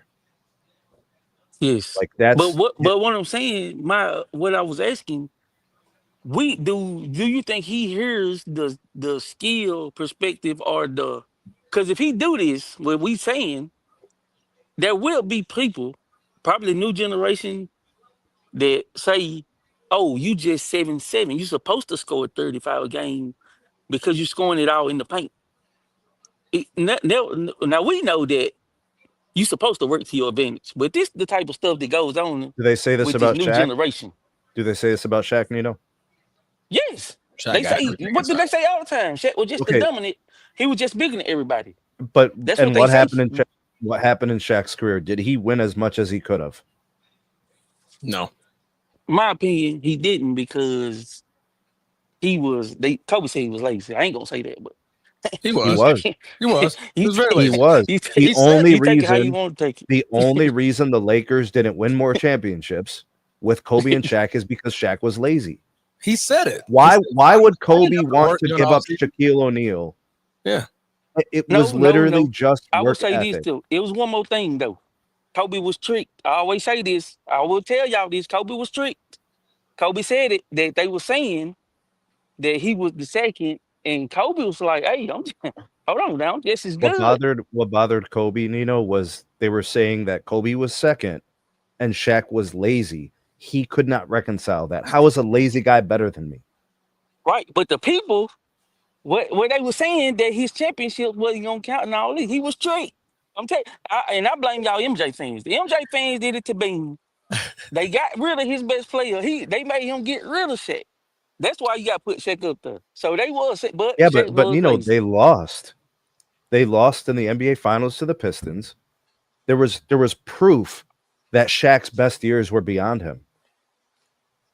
They was into it though. They was in, they talk about they could have won that, but it take when it was chemistry. Karl Malone was doing some bull jump behind Kobe back. See, it was a lot.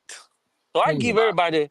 I ain't want to say a pass, but I kind of give them a pass. But the nice Kobe thing and is, Shaq Nino, beefing. Wemby is nothing like Shaquille O'Neal from the mentality standpoint. No, Yet. no, you right.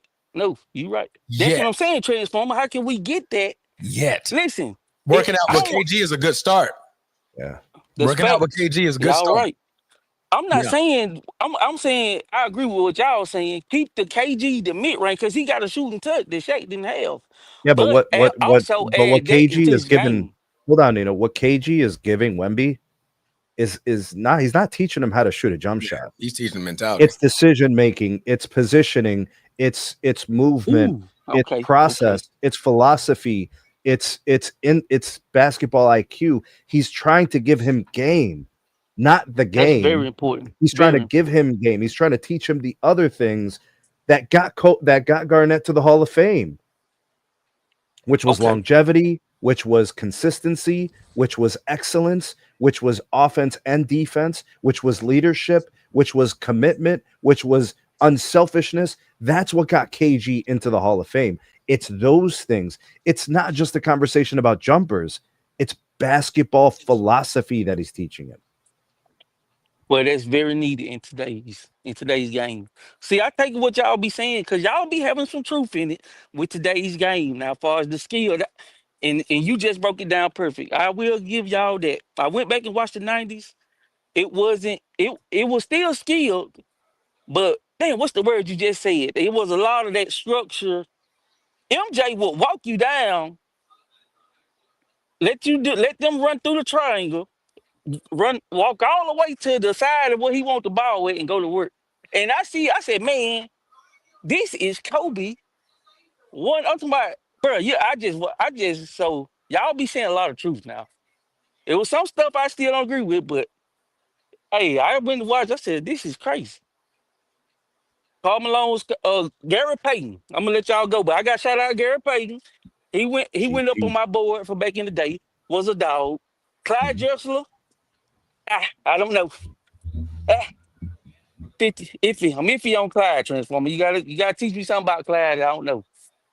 I Why? don't know What's about it. iffy about him? He had that. He had the. He was like, I'm gonna say DeMar DeRozan.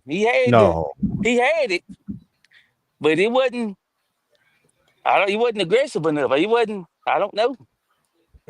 They were saying he was like he Kobe and he like Kobe. He like Mike and all this. No, no, no. You got to go back and watch Clyde the Glide, man. Clyde the I Glide is watched him. crazy, bro. I didn't see it. I'm talking about. But I did just watch the finals against Mike though. Okay, yeah. You So watch everything else. A better and team playing Clyde Drexler is different than watching Clyde Drexler. You got to watch him. but then I got to take him off. I got to take you off of that what they was putting you on. When I went to watch Hakeem in the finals, I said Hakeem can play it in it. I said, dang this. I gotta go watch a little bit more of these old school because Hakeem could play anywhere. Yeah. I went. I liked it. Hakeem is a timeless player. You take him out, put him into any era, he dominates. He's league Cause MVP. He's defensive player of the year. He's an NBA champion. I don't care where you drop him into the timeline. he can play. That's it. He can go at Pure threes. footwork alone MJ is could going to play give you in the 25, era. I 30. don't know where the MJ could play. MJ was MJ. Mhm. Yeah. Now the criticism. and I know I'm off topic here. The criticism about y'all basketball, though, Transformer, is y'all was saying everybody was playing airtight defense. I didn't see that now. It was a lot of clanks going on from the 3-point line. I don't know if MJ and them, the Bulls, were just smarter than everybody, but they wasn't guarding you at that 3-point line. And then the Ainge had a 3 from what I seen. Then Ainge could have really took over the game because he had open shots, but he didn't shoot a lot of threes compared to today. He was open a lot, but he wouldn't just shoot it. I don't know if that's how the game was played or what, but I'm like, yeah. I mean, you spoke it right out of there. When they instituted the 3-point line, coaches didn't like it right out the gate because that was something that they didn't practice. You don't want to put in the game something that you don't regularly practice. If you're not a known 3-point shooter like that, and we're not doing that in practice, and that's not a part of our game, why am I changing it? Just so you can shoot more threes? No. oh, okay. Play to what works. We play Was inside out. Danny Ainge considered as a 3-point shooter? I don't know. I'm really asking because He was his solid. shot looked good. Yeah, he was solid, but that's just Paxton. that wasn't the philosophy back then. Threes wasn't the focal point of the game. Nowadays, we look at the 3-point line like, why did they shoot? Why did they do this back in the day? That's because when it was instituted, just like if they institute a 4-point shot, God forbid, Oh, please. 35%, nobody's going to come out shooting it officially, and the coaches are going to be like, we're not putting that in our game if it's not there. But give it about 10, 15 years, you're going to see a lot more coaches like, I mean, let's add that 35-foot shot. Here's why the NBA didn't promote 3-point shooting in terms of the coaches and the teams. It was 28% likely to go in 1979. Yeah, that's low. 28%. It didn't exceed 30% for like 10 90s? years. Yeah. Like the mid to late 80s. Okay. It didn't consistently get above 33% until like the 90s. Yeah. Like it was the least. Like analytics is so basic, people overblow it and say it's this complicated thing. The least likely shot to go in is the 3-point shot. The 3. Yeah. Shaw was a nice 3. All right, and I'm gonna let y'all go. This is my last one. I wish Bruce were here. This for Bruce and you Sneed. This for Bruce and you Sneed, because Transformer be down. I went and watched the Bulls, and y'all, I know I heard Bruce say this. I don't know if you say this. Oh, why does the point guard can't do his job and this and that because Brun on the court? That's why I say this for last. I know y'all, he who shall not be named. I watched the Bulls play the Trailblazers. That series. I never seen the point guard bring the ball up for the Bulls. You want to guess who brought the ball up for the Bulls? Jordan. No, it wasn't even MJ. Pippen? Scottie Pippen was playing point guard that whole series. Point forward. He kind of playing just like Brun. Well, Brun playing just like Pip. I said, man, this is hypocritical. Phil Jackson way ahead of his time. And I'm going to let y'all go. I want to hear Bruce answer that. And y'all too, what y'all think about that. So they been had point forwards. Why don't y'all just say, hey, the stuff y'all doing now, that stuff was done back then. Instead of saying, why does Brun do this or this and that? That make us think like we ahead of the times. But when I go back and watch it, a lot of stuff was actually done back then. Yeah. Might not get credit for it because we don't know. But yeah. But loving the show, man. Hey, man. Well, I appreciate it, bro. I appreciate it, man. It's always good having you on the show, brother. Stay tuned. Oh, yeah. So how you get off it? I got you, brother. Point forwards. Oh, man, that's a good one. I'm not finna let LeBron hijack this segment. Yes, Scottie Pippen was a point forward. Great point forward. LeBron came in the league as a point forward. I mean, he was positioned at point guard. Yeah, I get that. He's a point forward. He's just one of the best at it. Primarily predicated his entire career from being a point forward. I'm great at. I can score. If I need to, I can show that I can score. But I'm a facilitator as well. Just one of the best at it, man. That's what I got. He's just one of the best at it. Scotty's my heart. Yeah, I remember you telling us that, Sid Bubba.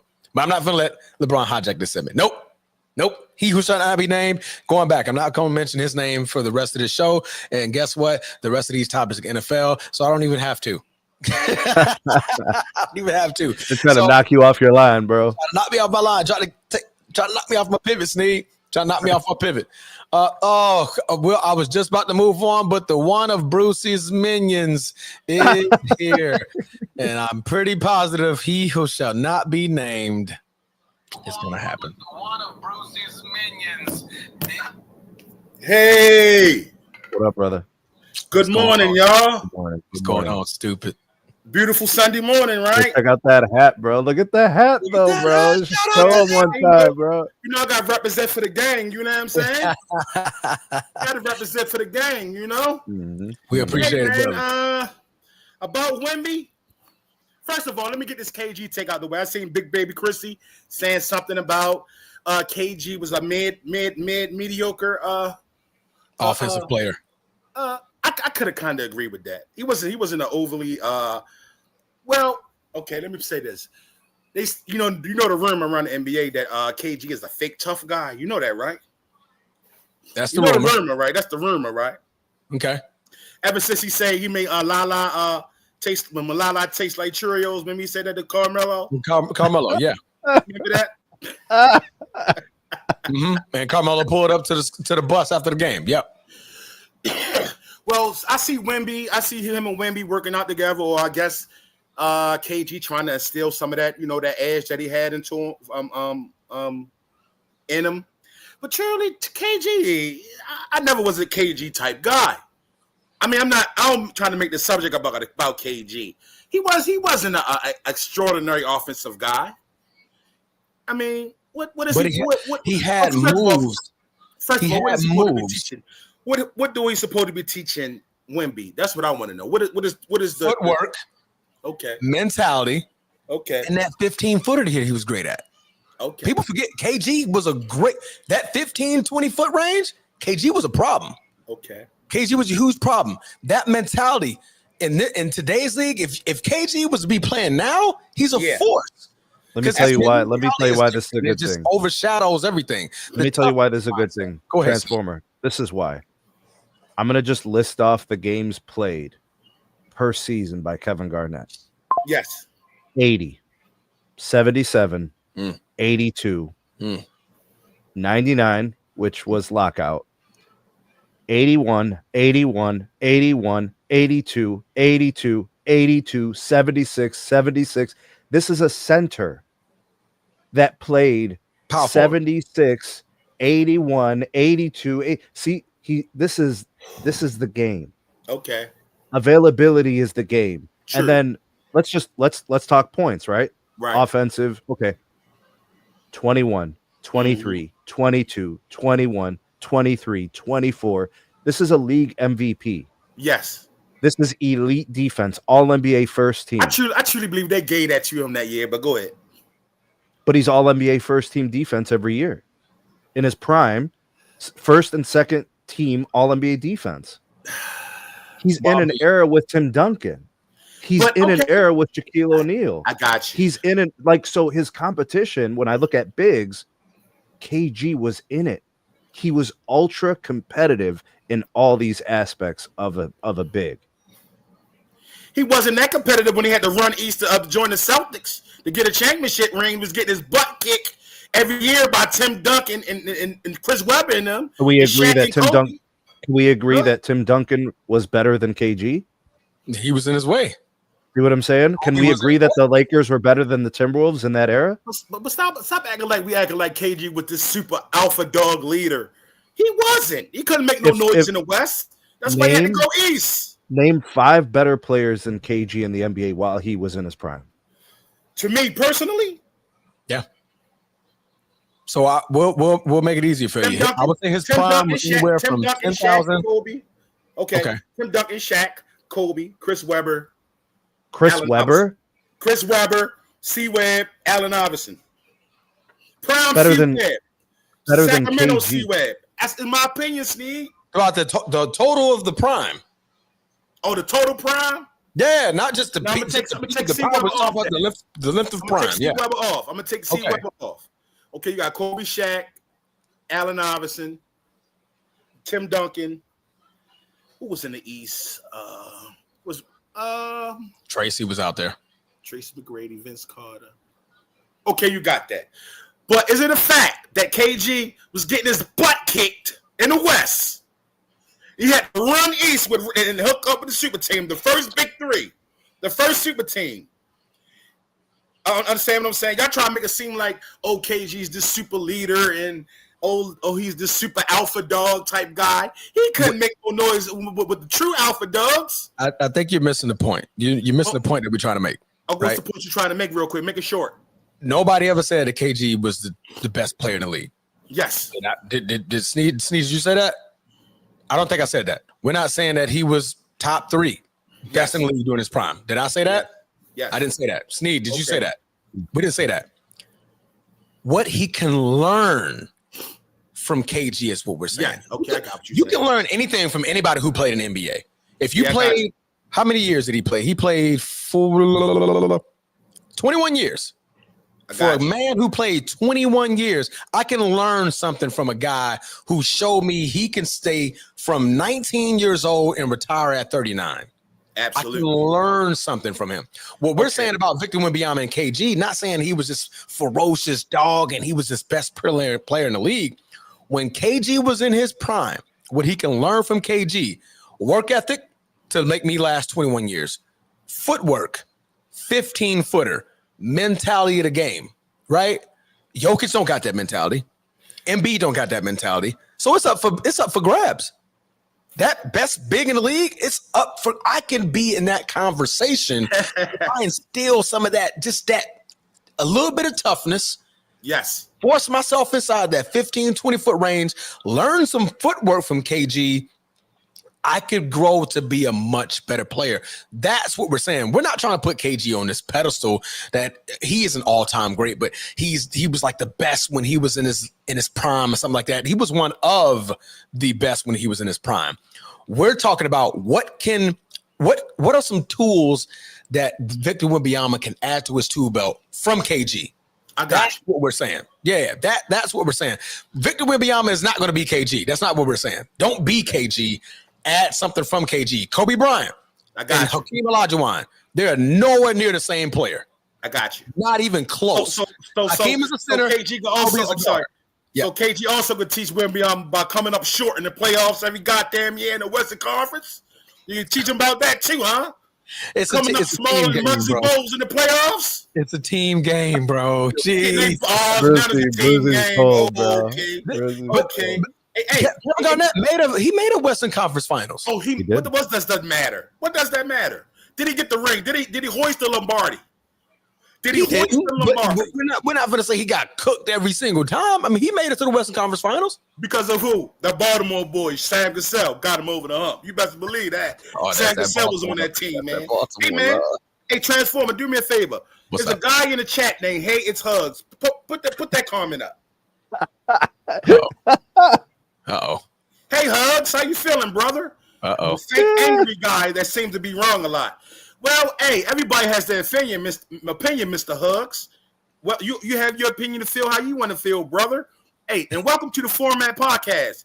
You're the first time I haven't seen you on here, brother. And hit that like button, Hugs, for your boy. Make sure you hit the like and the share and a comment, brother. Ted Turner, hit the next comment. Hit the next comment. Bang bang. It's getting real. This dude is relicking. Hey, Ted Turner, show face, brother. Come on, hey man, hit the link, man, and come on and express how you feel, my guy. This is the Format Podcast, and welcome. The first time I ever seen you on here, and I appreciate if you check in more often and donate to the channel. Now, absolutely. As far as Victor Wembanyama, I'm gonna say this. Y'all might call me crazy. The San Antonio Spurs will be the 4th seed in the West this year. Victor Wembanyama. I'm ready to say this, and I'm always right when I say what I got to say. Appreciate it, Hugs. He will win Defensive Player of the Year, and he will be in the MVP conversation this year. Absolutely. And the Spurs will make the playoffs this year. You better believe that. Absolutely, I agree. As far as the number, you said 27, 11, and 4. I guess that sounds about right. Yeah. 27, 11. Now, he can average 30 if he cut down on them damn threes now. But that's what I want him to instill from KG. I want him to bang. You that 9 to like 6.5 or something like that. Yeah. You're 7'6", brother. Okay, you have a slender frame, but your strength is in your height. That's all you do is put your hind parts on. That's all. Spin, hook all day. So, Hey, Brucey, yeah, man, can I throw this in here real quick about those threes? Just because you brought up the threes. As long as the threes are in game flow, I'm good with a three. I just don't want them to be the primary look for Wemby. Right, not the primary look. You shouldn't be hanging around the 3-point line all the time. Yeah, should not be out there all the time. What's that boy in OKC? Chet Holmgren. That's what he does. I hate. Why you too tall? Why are you there? Get in the post. 10, 15 feet from the rim. That's where you should be. Since we speaking on Chet, he one of the main reasons they won this ring this year. That boy stepped up in that game 7. And hey man, before I get off of here, the kid, what's his name? Hugs. He in the chat again. He said he liked sharing, liked and subscribe. We love it, man. Appreciate Hugs. I appreciate you, Hugs, man. Check in every Sunday and on Wednesday nights. Hey, man, before I go, I got to say something to Mrs. Sneed real quick. Hey, Sneed, I was laughing. The girl, Big Baby Chrissy, called you DJ Khaled in the comment section. But anyway, Sneed, you said something about Darius Garland should be in the top 10 in the East. Before I get off, I'm ready to get off right now. That's an absolute joke. He's a defensive liability. Stop that, Sneed. You must be from Cleveland. You had three Cleveland guys in the top 10. You had Don. He did have 3. Yeah, I caught that. It was 3. Yeah. All right. So I got you, Bruce. You're a Cleveland guy, right? You had Cleveland Mitchell in the top 10. This guy comes up short every playoff. He choked just as worse as KG used to choke back in the early 2000s. So hear me out. I'm going to tell you like this. I'm putting a lot of pressure on the Cavs because I believe they have 3 top 10 players in the East. Yes. So to me, they need to be better because they have so much talent. They've underachieved to this point. Yes, they get their ass kicked every goddamn year for the past 2 years when they make the playoffs. How do you think I feel as a fan to watch this every year? You should be ashamed. I'm ashamed. I'm ashamed. He does. He admits his. I'm ashamed. You got Darius Garland in the top 10 and don't have Banchero in the top 10. You got to be crazy. I have Banchero in my top 5. Top 5. He had Banchero in the top 5. Okay, maybe I said possibly number 3. But Darius Garland, the pick and roll softy, you put him in a pick and roll. That's a bucket every goddamn time, Sneed. Same thing with Brunson. Same thing with Brunson. Stop the Cleveland, bro. You're probably the same one who was pumping up Johnny Manziel when he got drafted for the Cleveland Browns. You probably thought he was the next goddamn coming. Okay. This is not about Victor Wembanyama. I'm just saying, let me vent real quick. Hey, man, ready to go. All right, I'm gone. No, Brucey. Somebody wants to say something to you. I believe Steve's going to say something to you. Keep it short and sweet, Steve. Keep it short and sweet. Short and sweet. Yo, where's the flow? Where's the flow in hair, bro? Short and sweet. Come on, Steve. Talk to him. Short and sweet. That's like What's up, Steve? What's up, Steve? What up, Brucey? What's up, brother? Not much. Back-to-back days, brother. Back-to-back days. What's going on? Hey, not much, bro. I just want to call and tell you, listen, you're right about a lot. Right. And you make my day when you come up on the show. But how are you going to tell the world Chris Webber is better than KG? At one point in time, he was. Prime C-Dub? What? Prime C-Dub, yo. He was better. Listen, he was a better passer than he was a better. Put it like this. Okay, how could I say? He was a better passer. The only time he was a better piece. KG was in college because KG didn't need college. That's my opinion. KG went straight to the pros. Tough. C-Web was calling timeouts when he didn't have any. All right, and listen. I'm ready to get off to somebody who's backstage. Yeah, I got you, man. Go ahead. We appreciate you talking, Bruce. We know you're going to chime in on Shedeur. Hey, Steve, stay on, Steve. Go ahead, bro. Do your thing. I'm going to hit back for the Shedeur subject. Go ahead, bro. Yes, sir. Yeah, hey, man. Hey, stay blessed. Ted Turner, we got you coming up next behind Steve, brother. I won't take too much. I just want to chop it up with Brucey. I'm Brucey's number 1 fan. I'm voting in Brucey in the next presidential election. Brucey 2028. I stand by this. That's my vote. I just had to come in and say what's up to Brucey and you fellas. Y'all are holding it down. Yes, praying sir. For you, Bruce. I hope you get better soon. Absolutely praying. I think it's good for Wemby. I'm not going to take too long. I think it's good for Wemby to learn from someone like KG because of the mentality, like all the fake tough guy stuff and some of the stuff. Like, no one's perfect. There's always flaws within every player. Steve, that's not what makes KG great. Growing young person. What's Wemby, like 19, 20 years old? Steve, that's not what made KG great, is that he was a fake tough guy. It's basketball I'm made, not right? accusing him of that. I'm just saying there's always a narrative that you can Yeah. always pinpoint something. I agree with you, Sneed. I think KG was legit. I think KG was a dog. I remember 2000 to like 2006 KG. He was a monster. Like I would argue individually, you could probably even say he was better than Duncan for a period of that time. Yeah. Duncan had more around him. I wouldn't say KG overall is better than Duncan, though. But for like a 2 to 3 year stretch, I think you could make the argument where it's like, man, KG might be a better individual player than Duncan right now. Career, obviously. Longevity, no. Accolades, it's not even close. But KG was at that level where it was like him and Duncan were probably the two best players. I mean, you have Kobe and AI. You had other guys in there, but like KG was at that level. But my point is, Wemby's what, like 19, 20 years old? 21. 21? What, like, why wouldn't you go learn from a guy like KG? KG wasn't as tall, but KG was a more slim guy. He can learn a lot as far as footwork, positioning, because KG didn't play like a slim, slender guy. He was tough, and he knew how to use his footwork. He knew how to use his body and go against guys in that era that were bigger than him as far as girth. Pause. Yeah. But like, big pause. But all I'm saying is, like, there's no way that you could convince me that it's a bad idea for Wemby to be working with a guy like KG, what KG accomplished and what he did, and KG's skill set as a slim, slender guy that was a big in that era. Yeah. It's only going to benefit Wemby. No, man, we like it, man. We appreciate it, Steve. Yes, sir. I'm going to hop off. Y'all stay blessed. Praying for you, Bruce. Brucey 2028. Presidential election on the way, man. We appreciate you, Steve, man. Have a blessed one, brother. Thanks, Steve, fellas. Stay tuned. All right, Ted Turner, welcome to the stage, brother. How you doing, man? Welcome to the show. Man, I'm cooling, man. I appreciate y'all for bringing me up, what up, man. Ted? I'm from Ellenwood. That's the east side of Atlanta. I graduated high school in 92. I ended up going to college at the University of Akron in Ohio. I played Division I basketball. Okay. So I say all that to say this right here. KG was one of the best players ever to play in the NBA. I'm talking about straight out of high school. By the time he was 21, he was official. Yes. You know what I'm saying? He was official. And then we talking about KG. His story is similar to mine. Grew up in the hood, whatever. Just happened to be one of the best players in his state, whatever. But actually grew up in the hood around real street dudes. You ever heard the story about KG talking about the time he was at the rec center? He pulled up and Jordan was like, "Hey, young fella, come on." And he put him in the game with them. And, you know, Pippen, you know, he said Pippen shot this, I'm talking about this rainbow three. Like, man, get this dude off of me. KG get to the other end. Hey, let me get that. You know what I'm saying? He made his little move and did his thing. And they end up getting the arguing in there, though. And KG like, man, I had these niggas kill y'all in here, man. You tripping, huh? KG wasn't no fake tough guy. It was authentic. You know what I'm saying?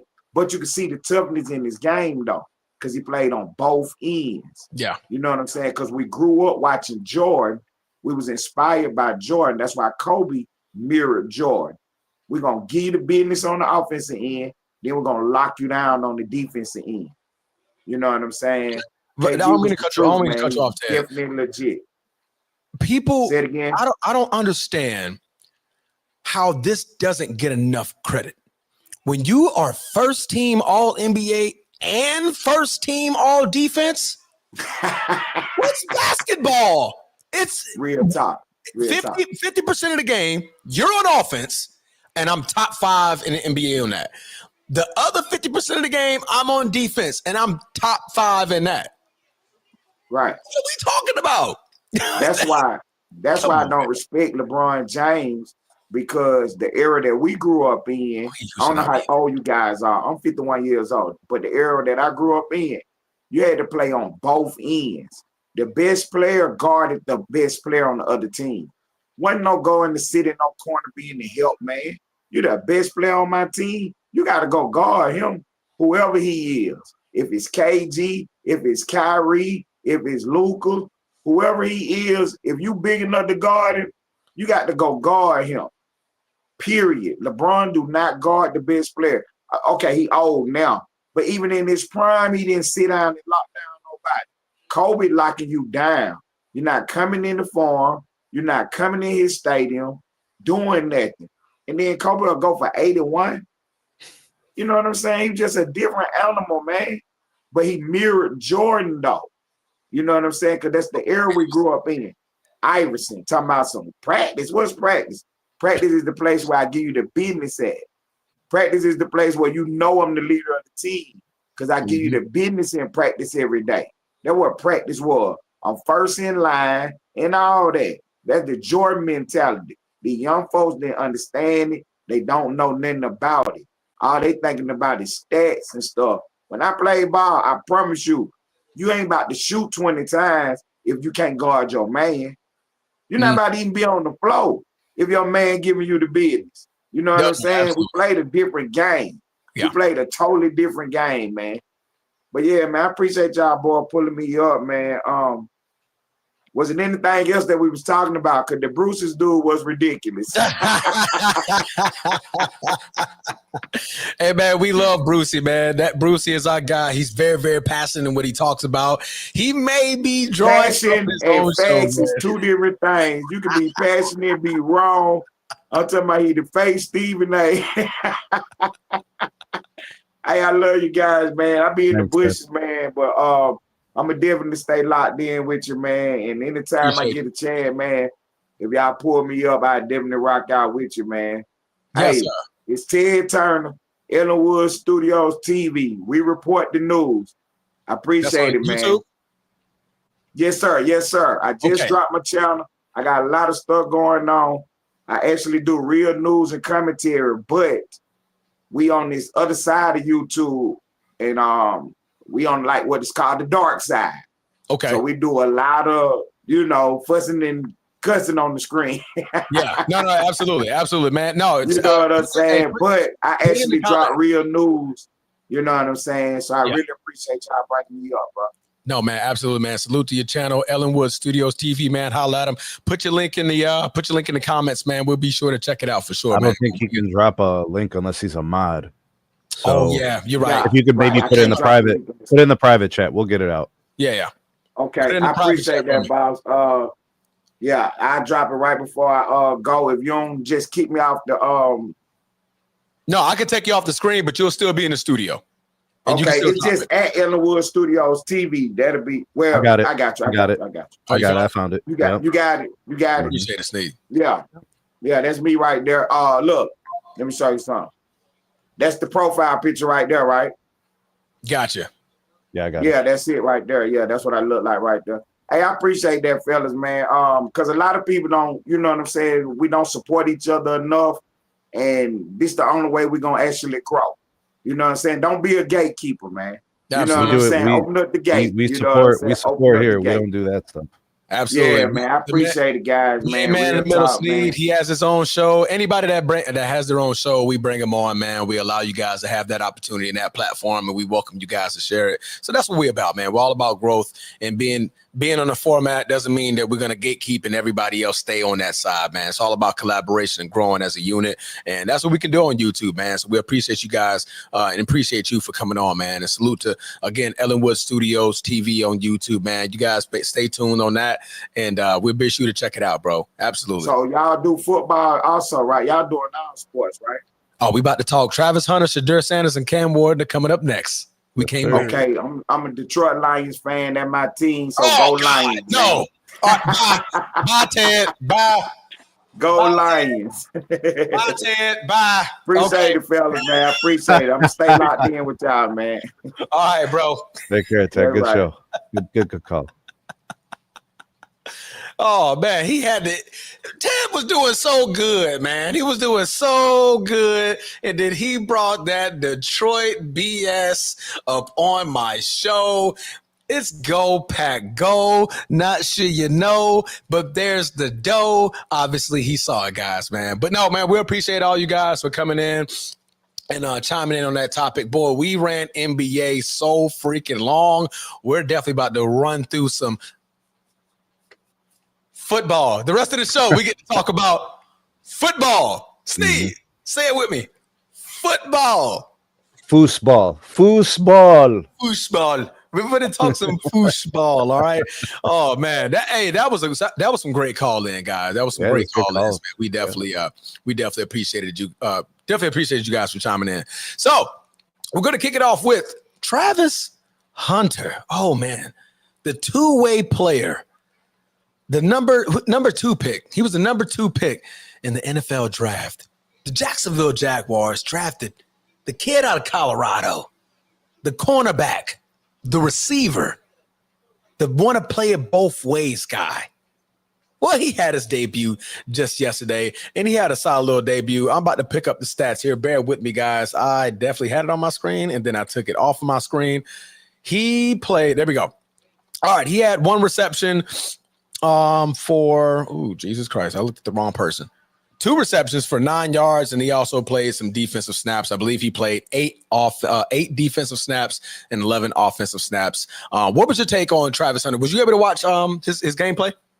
Yeah, so you got balance between his snaps. You've got, what was it, 8 and 11? 8 and 11, yep. Okay, so they're looking to see what he can and can't do within the construct of their roster, within their philosophy of their offense and defense. And they just want to kind of see what he can do for them. The thing about him playing 2 sides of the ball, you got to pick your spots if you're the coach. The NFL is it's the most unique league in the world in terms of the athletes.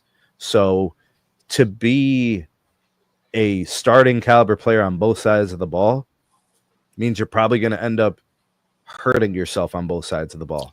See that there's the impacts, there's the injury risk, all that becomes increased. I think offensively, he can make an impact. You remember guys like Percy Harvin?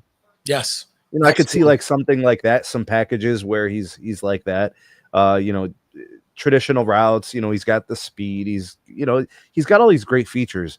He's a football player, an impactful football player. Yes. So the Jags are going to be tasked with, how do I get the most out of this guy in these situations, in these doses? Because I don't want him playing both all the snaps on both sides. It's just not going to work. He's going to get injured. Yeah. You drive home a great point, and that was actually one of my points.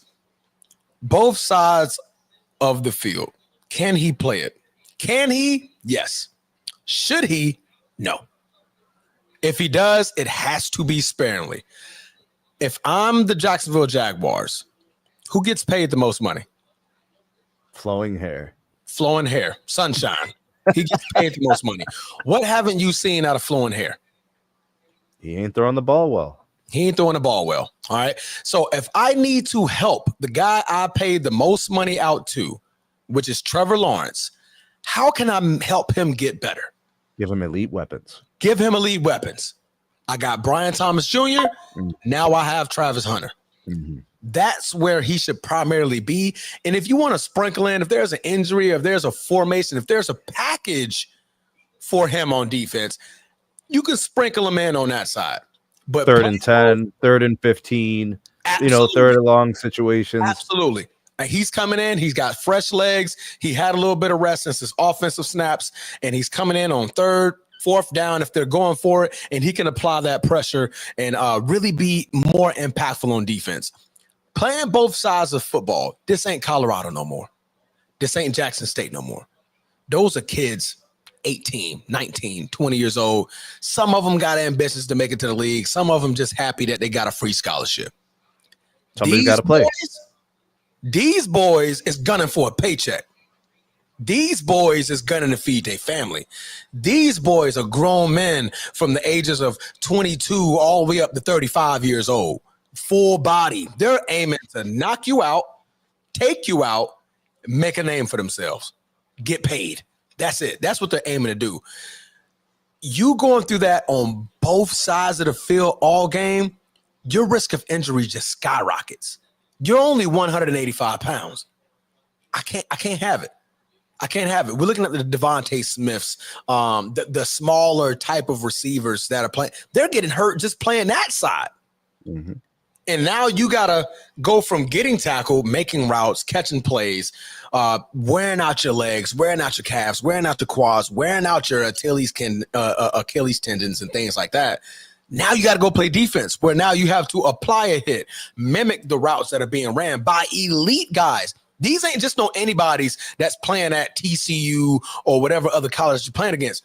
We're talking the elite of the elite, the ones that made it on the 53-man roster after a strong offseason, made that roster. You're going against the ones in the twos on defense. The Jamar Chases, the T. Higgins, those line, you got to play those guys. I don't feel that degree of difficulty is too high of a risk for me to allow him, because Travis Hunter wants to play both sides as much as he wants. Absolutely not. Coach, will him in. Offensively, you are a package of my best weapons for the guy who gets paid $50 million a year. You and Brian Thomas Jr. are my future offensively. But here you go. I got packages for you on them 3rd and 7s, them 3rd and 8, them 3rd and long situations. Okay, there you go. You can go out there and be impactful, right? That's the only way. That's the only way I see him being successful playing both ends. I can't do it, Snead. I'm not a Jaguar fan by any means, but I do support the Jaguars. Obviously, I'm here in Jacksonville, Florida. But that's how, to me, you're going to get the best version of Travis Hunter. That's in my humble opinion. I agree. I think, if you're going to use him on two sides of the ball, it's always going to be situational. Yeah. It's always going to be, what are the game conditions? What are the game situations? What can I get from him?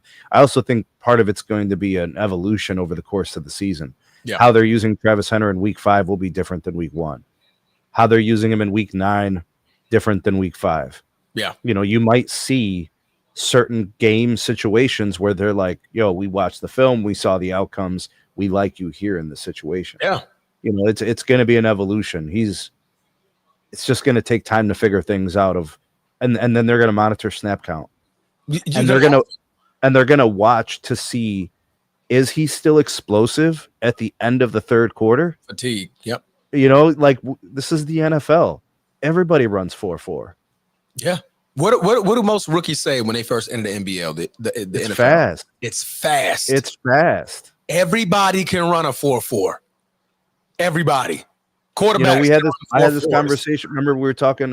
Bruce said it in the comments last week. Yeah. Or the last show on Wednesday. I said, what's special about 4,000 yards passing?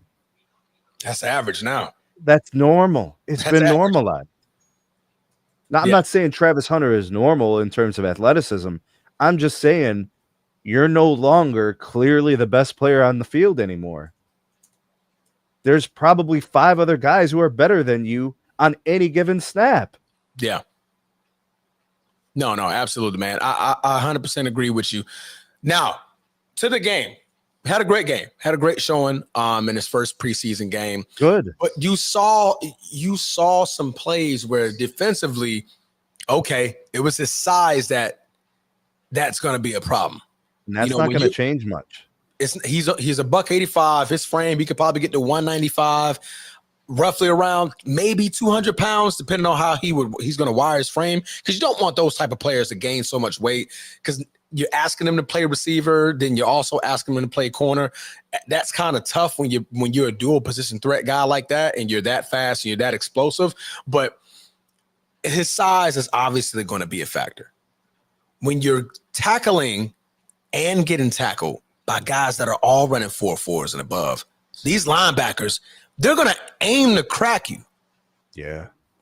How do players get paid the big bucks? Making the big plays against the other best players on the other side of the field. You're getting gunned. The thing about Travis Hunter, he's more likely to get incidentally injured on defense, but he's more likely to get purposely injured on offense. Like guys hitting him. Yeah. You know what I'm saying? But even him trying to hit people, like there's a version of this, like we could talk about Denzel Ward. Can you name 5 more skilled corners than Denzel Ward? But I can also show you a guy who's very prone to injury because of build. Yeah. Like he's just built like that. And sometimes you can't really change what you are. Yeah. Because it impacts how you play. Your primary job. Like there's going to be time where we're going to learn over time what Travis Hunter can and can't be. And I think people are going to come around to it. Like, I do think there's going to be some situations where Travis Hunter is returning a kick. Yeah, you know what I'm saying? Like, I could see that. Like, it'll be like the fourth quarter, they're down by a tud, and they just want the threat. Yeah. That's the thing. He's going to be useful in these situations. He's going to be a situational guy. Like, remember I mentioned Percy Harvin? Percy Harvin. Good football players find their everywhere. way in the game in all these different situations. Threat everywhere on the field. Yeah. He was a threat. Like, I'd like to see some of that with Travis Hunter. Absolutely. No, absolutely. I mean, for me, it's pretty simple. Pretty simple. The Jaguars have a quarterback problem. They do. They don't want to admit it, but they do. They need answers. They need answers. You paid this guy $50 million, and you still don't know what you have. What is the best way to figure that out? Get him weapons and see what he can do. Yeah. See what he can do. Put Travis Hunter in, I would say 80-20 or 75-25. 75%, he's in on the offensive side. And then that 25%, like I said, situational downs on defense where, okay, we need a jammer. That's my guy. Travis, get in there. Right? Situational downs, right? You're fresh. You're not huffing and puffing. You're not back and forth all day. We're not doing what you did at Colorado, where you're playing it was like 80 snaps or something. Like, it was something ridiculous. I was like, golly, man, how? And Coach Prime have to give him the extra day off from practice. Like, he didn't have to practice the next day. He got an extra day. That's not happening in the NFL. You're not doing that. No, I'm sorry. That's not happening. Them other players watching like, no, hell no. If he wants to play them two sides, he's going to have to play. Show up at practice on Tuesday. And you have to do the same thing we playing. I mean, we doing. So, Transformer, how does Travis Hunter play and perform against the Ravens? How does he play against and perform against the Eagles? Good luck. Teams that possess the ball, right? And you're gonna be on the sideline if you're not playing defense, right? But if you're playing defense, then how many downs can you play? How much can you do to stop the most dominantly physical teams in the NFL? Like, that's a matchup you don't have good chances in. No, you're driving a great point, man. Let me pull up this schedule here real quick. Do NFL teams even game plan for Travis Hunter defensively? They can gun for him. But that's what I'm saying is, do I even game plan? Like, I got to be worried about Travis Hunter as a DB. Mm-mm. They're going to take chances if he's out there. They're still going to throw the ball. Can he stop a guy who runs good routes, an NFL player who runs and who does he defend? Is he going to follow the team's second best wide receiver? Is he going to follow? Is he just going to hang out in a zone? See, we got to learn a lot about this. Yeah. And we're going to find out week 2. Who do they play week 2? Cincinnati. Those are receivers out there. That's a quarterback. You got 2 number 1s, and you got Joe Burrow throwing the ball. Joe Burrow doesn't care a lot about Travis Hunter in game 2. Joe Burrow doesn't care about Travis Hunter. He don't care about no receiver. I mean, no corner. He knows what Chase. Jamar Chase would love to chew him up and spit him out. And you think T. Higgins would love to chew him up and spit out, like cook him on a double move. See ya. You see who guard me? Boom, throw it. Throw it my way. I'm about to bust his ass. And we're not trying to disrespect Travis Hunter. Absolutely this not. Is the league. Yeah. Guys get cooked. Absolutely. This is the league. Top 2, that was top 5 picks in the NFL. The players that are already there, they're trying to make it. Welcome to the NFL. Can he defend? Everybody's trying to have that moment. Can he defend Amon-Ra? Can he defend Jamar Chase? Can he defend Justin Jefferson? Can he defend the other team's number 2? Yeah. We're going to find out. We're going to find out. So that it's going to be interesting. I'm going to give a list of teams, and we can think of some receivers. So Carolina is game 1, not too much of a bad game there. That should be a good game there. But he got Cincinnati, like we said, week 2 in Cincinnati. Then after that, he goes to play Houston. After that, San Francisco, he may catch a break because their wide receivers are all banged up or either injured or don't know what the case is going to be. Brandon Ayuk or not Pascal Siakam. What's that? It's Pascal, right? Is it Pascal? The kid out of Florida, the receiver out of Florida. But then you go to Kansas City. Now we're talking elite quarterback, Patrick Mahomes, along with his weapons. Because more than likely, this is week 5. So what's his name that's going to be on suspension can likely be back. But you still got the kid from Texas last year, the rookie from last year. And you guys got guys like Travis Kelce. How are you going to game plan that? Because on the other side, you're playing receiver. You got Spagnuolo on defense. That's the defensive coordinator that you're playing against. He's coming. He's going to test you. Brian Thomas Jr. is going to draw the number 1 corner. So thankfully, that's going to happen. How many targets? The number 1. How many targets a game was Travis Hunter getting in Colorado?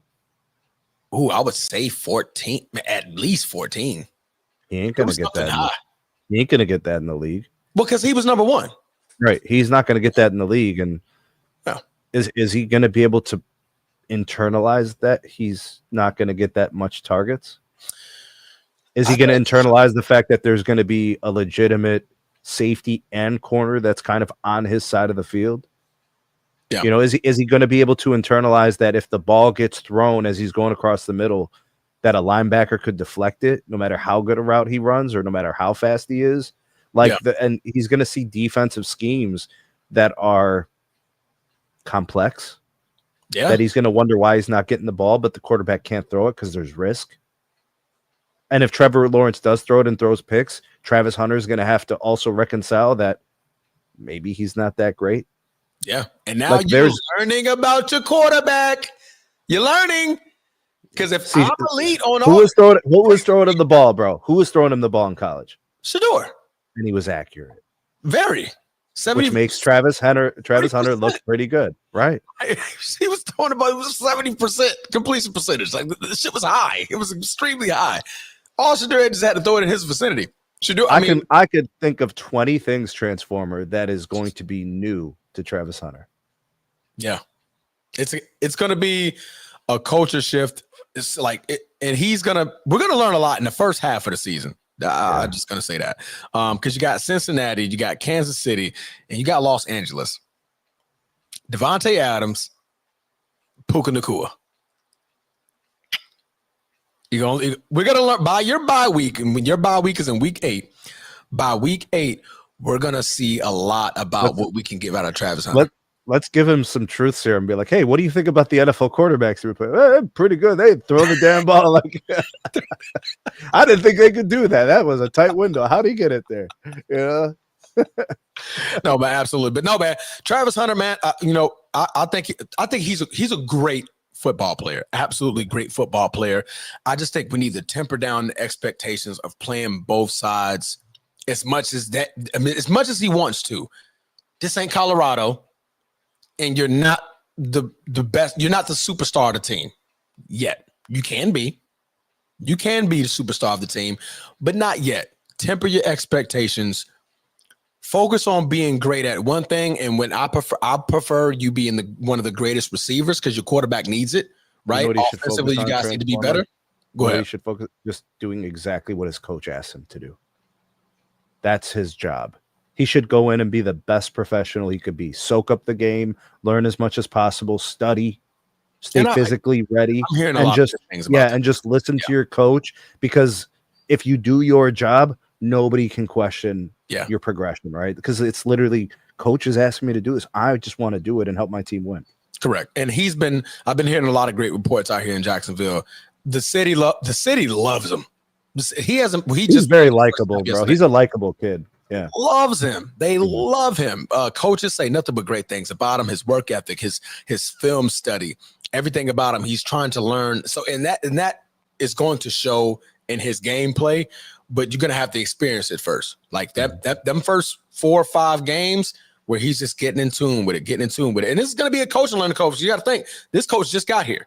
He spent his time in Tampa. So. He's in Jacksonville, so he has to learn Trevor Lawrence. He has to learn Travis Hunter. He has to learn Brian Thomas Jr. He has to learn Travis Etienne. It's going to be a bit of a learning curve. But we're going to see what we can get up out of you. And I suggest, like I said, figure out what you got in Trevor Lawrence first. That's your number one problem. Figure out Trevor Lawrence. Unlock his highest potential by giving him 2 of the best targets that he can have in a single game. Brian Thomas Jr. at your number 1. Travis Hunter is going to be your number 2. And obviously, we saw what Travis Hunter can do, right? Just throw the ball his direction. He can likely come down. Travis Hunter is going to be dangerous if the Jags can run the ball. Yeah. If they can effectively run the ball on first and second down, the playbook opens up for Lawrence, and you're taking chances and shots. You know, you get to use Hunter in a way that's really dangerous and presents a lot of problems for the defense. Yeah. No, absolutely, man. I think kid's going to be great. I can't wait. I'm going to actually tune into some games this year. Let me see. Let me pick a game. You're going to watch more than just the Packers. Oh, yeah. Yeah. I may try to go to that Cincinnati game. That's September 14th. Ooh. That'll be what, game 3? Oh, you know what? I might not make that game. That'll be week 3? That'll be week 2. Week 2? No, I'm not going to make that game because I'll be up all night. The fight is that Saturday night. Oh, yeah. The fight night. Main card's starting at 1 a.m. and whatnot. Yeah. Canelo Crawford was going to be the night before. So huge. More likely not going to make that game. Yeah, that game is a 1 o'clock too. So I got to be out there about like. Ain't going to be able to do it. What's on it? Not going to be able to do it. Not going to be able to do it. But I may try to make let me see, San Fran into September. Yeah, no. Vegas, Houston, Arizona, Tennessee, Denver. Oh man, all the good games are away. Yeah, I wanted to see Los Angeles because I want to see Devontae Adams play. They do have an asterisk by it. Oh, it's played in a neutral location. That may be overseas. That may be overseas. Always play in London every year. Every year. Yeah. And that's a good game. Man, I want to be there for that one. That's going to be a good one. Who knows, man? I might try to find my way overseas to watch the Jags play the Rams, man. Might be a good game. A little vacation time. But anyway, we're going to move on over to your guy. And this is where you, Sneed, get to hijack the entire segment because you have been ripping, you have been raving, you have been talking, you broke down film. Obviously, you're a Cleveland fanatic. Go Cavaliers, go Browns. Everything is Cleveland. Mm-hmm. And you got your guy, 5th round pick, Shadour Sanders, made his NFL debut in the postseason, and his stat line looked like this: 14 of 23, 138 yards, 10 yards per carry. It's 9.9, but I'm rounding up. 2 touchdowns, 0 interceptions, got 2 sacks, and 106.8 quarterback rating. On top of that, he did chime in 4 attempts, 19 yards on the ground with a big 10-yard run. Sneed, how did your quarterback look? What? Well, 1 of 6 quarterbacks look. Well, at least he was available. A couple guys aren't even they're not even healthy. So, I think what we learned about Shedeur is why he was drafted, why he was in terms of evaluating talent, why he was viewed as one of the more skilled and capable rookie QBs this year. Mm-hmm. He showed things beyond his years. Right, you're talking about an NFL rookie. I'm not saying he's ready to start week 1. Absolutely not.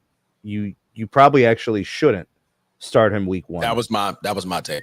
Yeah, I don't think you learn that about a player in one preseason game, anyways.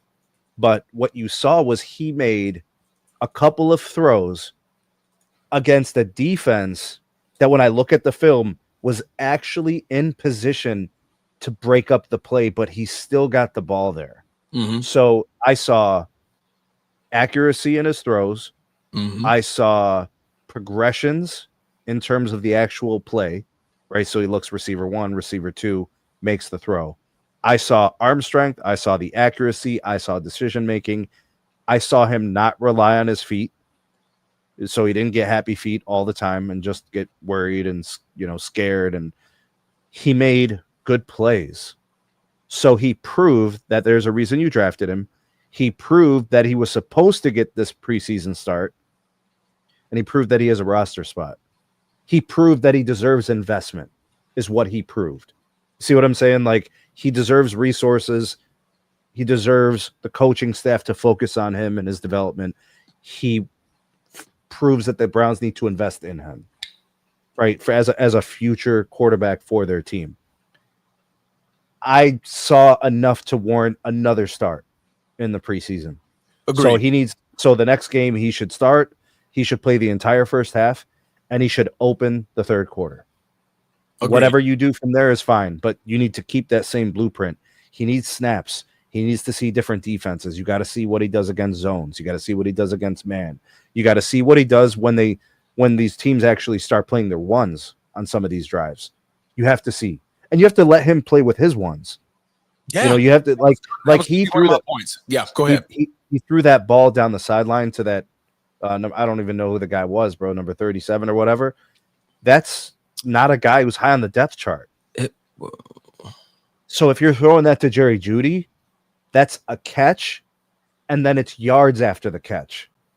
All you got was this one-handed catch from this guy because he couldn't get there. The throw was perfect to lead the receiver down the field. He's not Jerry Jeudy. Nope. If he's throwing that ball to Jerry Judy's sitting under it, and he's catching it in stride, and he's running down the sideline. Mm-hmm. So there's bigger play capability because he would be throwing to, what's his the tight end, David Njoku, for example. That's a threat, bro. Like, nothing wrong with Davis. Davis is a nice player, the guy who caught the 2 TDs, but he's not the one. You know what I'm saying? Mm-hmm. No, Shadour Sanders, and I'm gonna wrap this up. I saw Colorado. Yeah. Exactly what I saw. Exactly what we saw in Jackson State and what we saw at Colorado. I saw it in Cleveland. The exact same player, the exact same poise, keeping his eyes downfield despite pressure coming on his hip.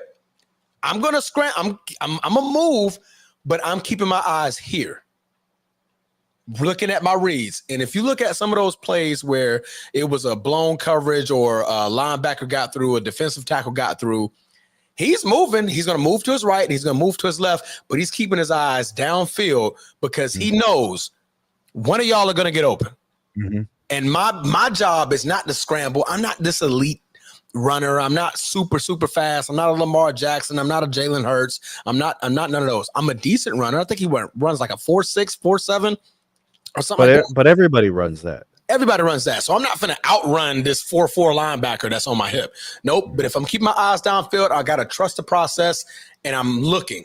I'm observing. He got himself into trouble a couple of times. Yeah, when he was trying that happened. Trying to scramble, make that play. I believe it was 3rd and 9. What was it? The 3rd and 9 drive where it was like no, there was a pressure. There was a 4th and 1. There was a 4th and 1 where if he continues trying to scramble, that's a strip sack. It's 6 points going the other way. Yeah. What was the one where he backed up, like he ran back like 20 yards? That was the 4th and 1 at the 27. Okay, gotcha. They could have gone for the field goal, but that doesn't help you evaluate talent, right? Yeah. So they gave him the chance to do it. It was a pressure sack. The pressure broke through the line instantly. There was nothing for Shedeur to do. I think what Stefanski would have liked to have seen is him scramble right just to throw it out. Yeah. Just to show the maturity. So next game, you're looking for those fixes to see. But you saw that at Colorado. You saw that a lot at Jackson State. He would try that, okay. But he had nothing to prove in Colorado. Turn around. I'm gonna turn this way, and I'm gonna try to scramble because I'm gonna try to keep my eyes down. His goal is to throw the ball. I love that about him. He's trying to look for the play. But the coaches are like you gotta throw that ball out of bounds, man. The coaches are evaluating him as a prospect, so they want to see good decision making. Yeah. Right. So he's not perfect. He didn't have a perfect game. He had mistakes. They want to see the adjustments for next time he plays. No, absolutely. He's gonna get a lot of it. If they let him start, I hope they let him start because guess what? He gets to play Philly. Perfect. If they play their ones, you're gonna learn something about Shedeur. I just need one drive. Just to see what he got. If Philly can give me one drive or they put in their ones, and it's less likely. This is week 2, but If they can give me one drive, or they can put in sprinkle in some number ones. Cleveland, put Judy in the game. I can't evaluate this man fairly if I don't have his number ones, and at least for a drive. Give me Judy, give me Njoku. Let me see what this guy can really do, right? Mm-hmm. Because when he starts in the NFL, he's not going to have Caden Johnson as his number one. It's going to be Judy. Mm-hmm. So get that chemistry, and we're going to get to Cam Ward in a minute. Cam Ward got that ability.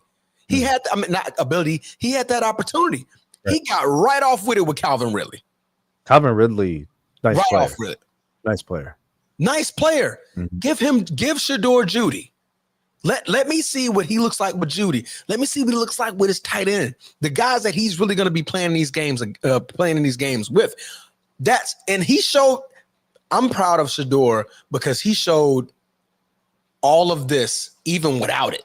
It may be part of the process, Transformer. Like the coaching staff might be looking at this doses, right? Okay. So here you played against the 2s and the 3s with the 2s and the 3s. Next game, maybe it is, a little bit different. Let's give him a little bit. Yeah, let's see. Maybe like we're gonna see what their plan is for Shedeur is what I'm saying.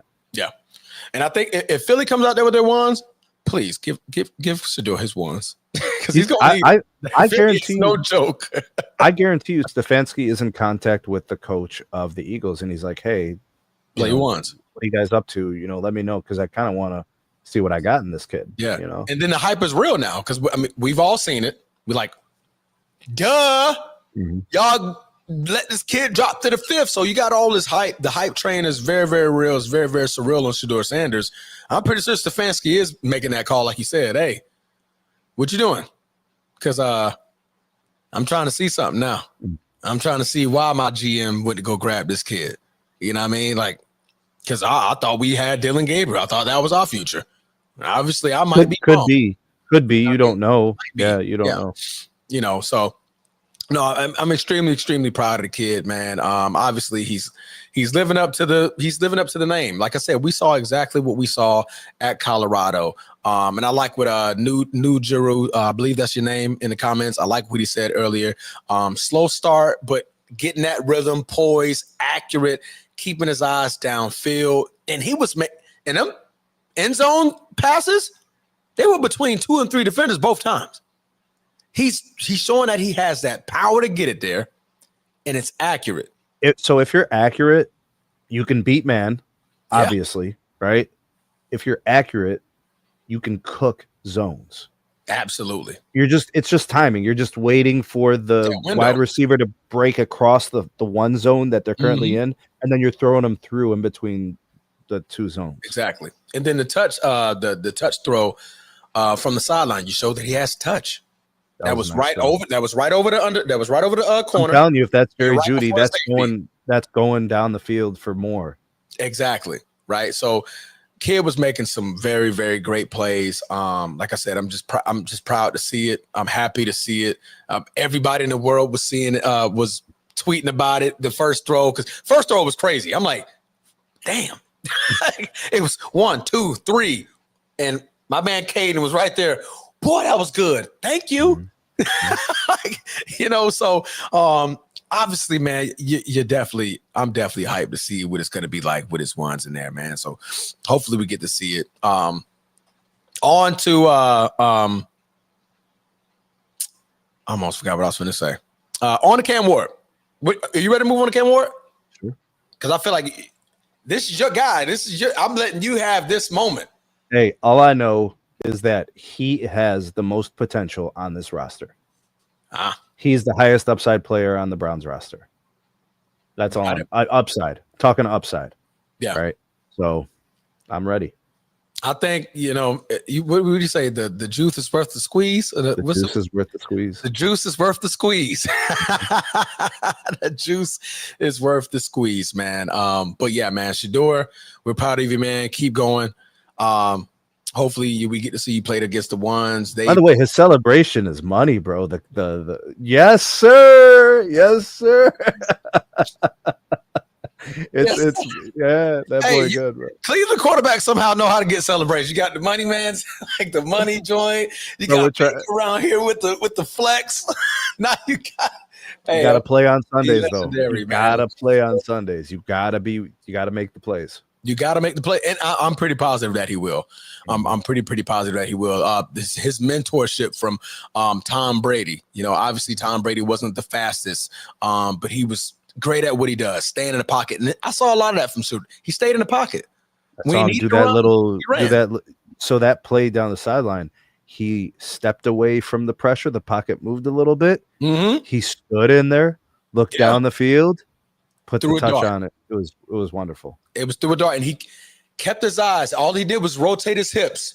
It's not hard to see. He's still looking. It's not hard to see an NFL player when they're looking down the field. Their head is up. Yeah. You see what I'm saying? When a player is running for their life and scrambling, it's down. The crown of their helmet is down. You can see it. It's easy to see. How tall is Shedeur? Shedeur is what, 6'2"?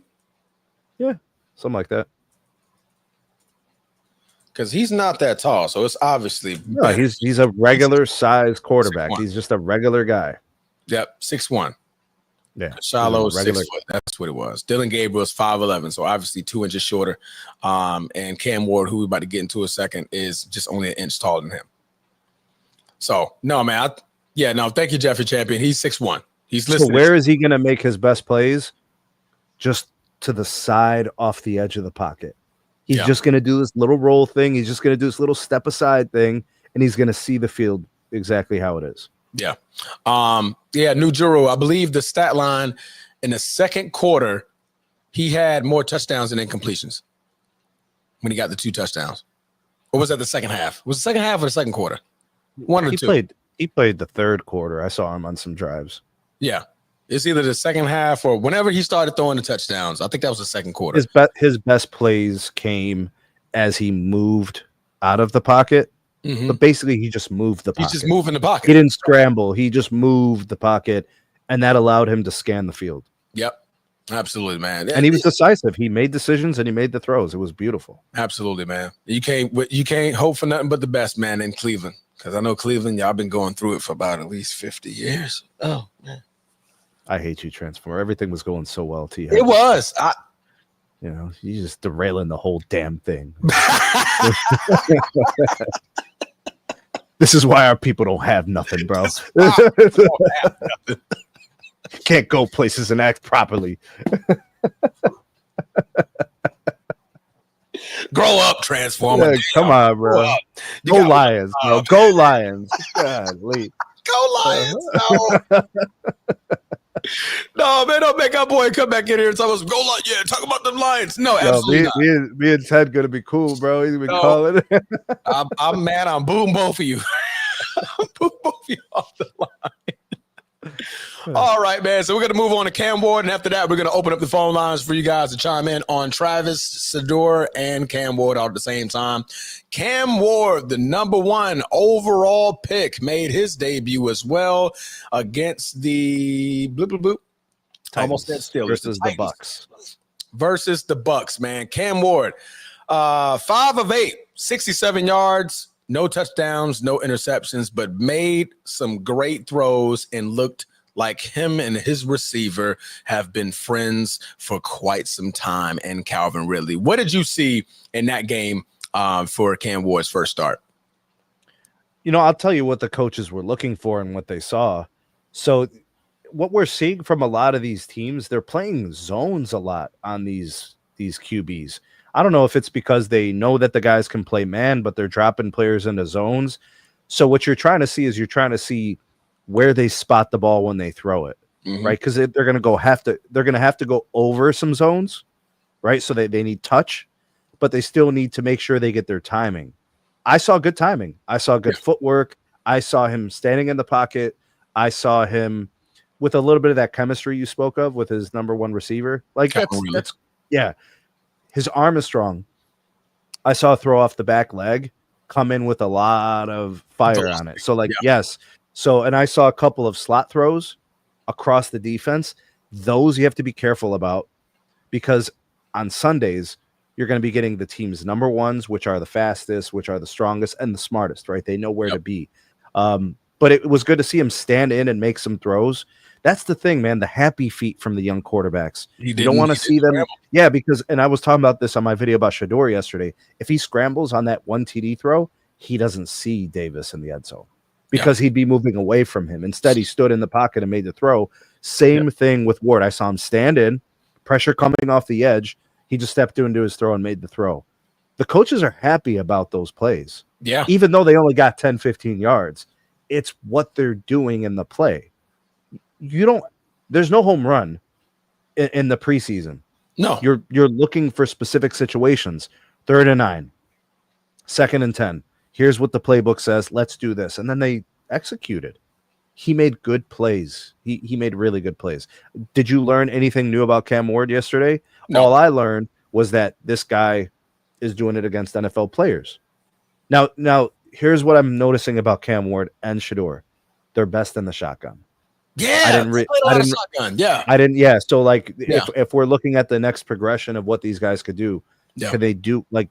Sometimes you got to go under center. Yeah. Sometimes you got to go under center. And then like for Shedeur, I noticed his play action fake, his head was up and it was turned. So nobody's going to buy that, right? Now the defense knows what you're doing, right?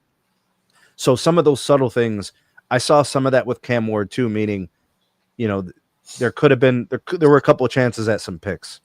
There weren't any, but I'm saying there could have been a couple. He overthrew one on the sideline, which if he underthrew it, it would have been a pick. Yeah, that was kind of dangerous. But like, I thought he made good plays. The other thing we have to see with Cam Ward is progression. Most of his completions were first read, so we want to see second read. So we got to see a progression. There's going to be a play where Ridley's not open. Correct. We got to make the second read.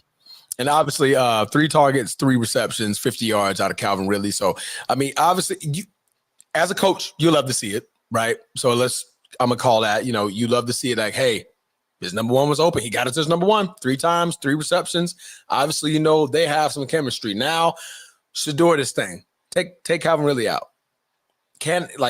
Let me see him do this with the other receivers, right? Let me see if he can still have that same type of gameplay or that same type of who else was their transformer in Tennessee as a target? That played? Yes. I don't think his number 2 played. Who is the number 2 receiver over there? Oh, Tyler Lockett did play. Tyler Lockett played. Tyler Lockett? Okay, yeah, so he's if I remember correctly, he was a deep threat guy for the Seahawks. He was. Okay. He was the over-the-top guy. Okay. He got our asses in the goddamn NFC Championship. You got you, bro. You got it. Hey, bro, the speed is dangerous, bro. There's a reason why the league drafts players like that. Speed kills, bro. It's the reason why Bostic should have caught the goddamn onside kick. Or just got out the fucking way. We would have been in the Super Bowl. We would have got the Tom Brady versus Aaron Rodgers Super Bowl. But Bostic. I'm sorry. Did I go off on a tangent? My bad. Yeah, you're drifting, bro. Dang, man. That Bob punched a hole in a wall for that game. I was so freaking pissed off at that believe game. It. Yeah. But no, he had Calvin Ridley, he had Tyler Lockett, not Julius Chestnut. I think the other guy has a funny name. I want to say that there. I think he played. I think all 3 of his receivers, his number 1, 2, and 3, all played in the first drive. But clearly, but my point is, I want to see you take that away from him, right? Because that's what Shedeur did. Shedeur obviously showed I'm a good quarterback. I'm a very good quarterback. And you saw the same thing with Cam Ward, but like you just said, he went to his first read. You're seeing Shedeur, that was his fourth read. He's swiveling like, okay, eyes on a swivel, up, pocket's moving. Let me move the pocket, but I'm keeping my eyes here and I'm waiting. Up there it is. Boom. And I can make that similar throw. I want to see a little bit more of that of Cam Ward. Obviously, do I think he can do it? Absolutely. I mean, I saw it in Miami. His throwing mechanics are really sharp. Yeah, and I think he has a stronger arm than Shedeur. I think his arm is stronger. Maybe, yeah. Just like nothing crazy, but I think it's a little slightly stronger. Maybe it's by design. Maybe because he's throwing shorter passes. Yeah. Maybe he's throwing it harder, tighter windows. I don't know. Well, like I said, we just have to keep watching. Yeah. No. We'll definitely see, man. We'll definitely see. About to pull up the Titans schedule here. Let's see what they have. Who do they have coming up next? They have the Falcons on the next preseason game. So defensively, no, they got a good corner there. I believe they got, oh my gosh, I can't think of his name. I think they got a top 10 corner in Atlanta. Maybe mistaken, but that'll be a nice little game. That is going to be this Friday at 7 p.m. on the NFL Network. So we're going to see them again. Hopefully he can get in the end zone this time. He wasn't able to get in the end zone against Tampa Bay, but, definitely looking for some growth. I would definitely like to see him without Calvin Ridley.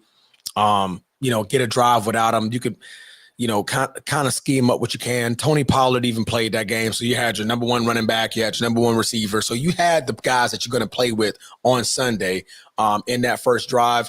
I want to see him with a little bit without it, man. Shedeur has an average arm. Yeah. I mean, Shedeur is he's not your typical, explosive, athlete. Right? He's not Justin Herbert. But clearly, the hair is not. He's not Justin Herbert. But you know what's crazy? That might be a good thing. That he's not Justin Herbert. Cleveland versus the Chargers in a wild card game. Yeah. Boy. Would that be amazing to see? If Shedeur plays only if Shedeur is starting. That's it. Shedeur got to start. Bro, I don't need to see Flacco, bro. I don't need it. But I think you're going to see it in week 1. Yeah. You're going to see him or Kenny Pickett. You ain't seen Kenny Pickett. I don't want Shedeur to start right away. I just don't. I don't want to. You look at Lamar Jackson, you look at Patrick Mahomes, you look at those guys, they had that time, give them them weeks to okay, evaluate, see the game, see the field. Okay, boom. This is what this guy, okay, I can see what Jerry Jeudy likes in real time. I can see what Njoku likes in real time. Okay, I can make that throw. Okay, cool. Oh no, he likes this. Okay, cool. I can make that. And you're making your adjustments before you even step into the game. Because you're getting a little bit of the speed in the preseason, but in that real season, when all your ones are playing all game, witness it first. Mm-hmm. Okay, I see how fast it is, but I'm also eyeing where my ones where they like to go, what the offensive line likes to tap, what are they calling, what are they observing, how does my running back like the handoff, and utilizing a guy like Joe Flacco, who is a Super Bowl champion, right? A long-term veteran, and taking even some of his cues, he keeps his head up. Okay, no, okay. When he's going for the play action, he's literally looking at the running back and he's literally snatching away at the very, very last second. I need to be better at that. Okay. I am turning my head too quick. Things that you can pick up on that when it's your time, okay. Boom, A, B, C, D. I'm going back in the drawing board Wednesday, Thursday, Friday, practicing it. I'm ready on Sunday. Right? That's it.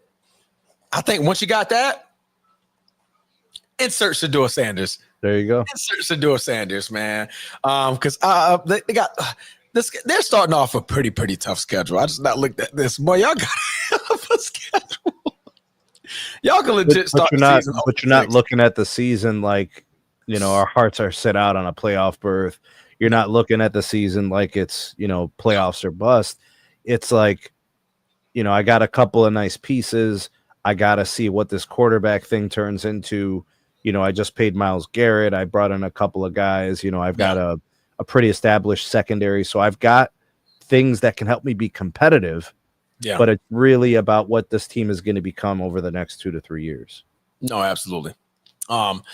This schedule it's abysmal. This might be the toughest starting schedule of the NFL. Cincinnati, Baltimore, Green Bay, Detroit, Minnesota, Pittsburgh. Yeah. Damn. Yeah. There's a lot of really good defenses in there, and there's a lot of explosive offensive players in there that you're going to have a hard time containing. Yeah, that is I expect, even you just look at a conference and at a division, I expect the Packers to be good this year, so they're going to give you problems. Yeah. You know, I expect the Lions to be who they are. I don't think that's going to change. And then within the division, these guys are looking to knock your head off every play. So Absolutely. Your bye week is going to be in week 9. Do you see Shedeur starting before or after? Before which game? Before week 9. That's your bye week. Just have to be an injury in order for him to get there before week 9. I think week 9 is realistic. Week 8, maybe if Stefanski's like the back half of the year. Yeah, I gotta actually. When's their bye week? Week 9. Week 9 is. It is their bye week. Okay. Yeah. Yeah. I mean, I think ideally that's what they'd want to see. Get him in after the bye week. It's an extra week. He gets reps, and who knows? Maybe there's blowouts in there. Yeah. And he gets a couple of random fourth quarter, couple of drives here and there, and you just get him some NFL full speed reps. No, absolutely. I definitely see it. After the bye week, your first game is against the Jets.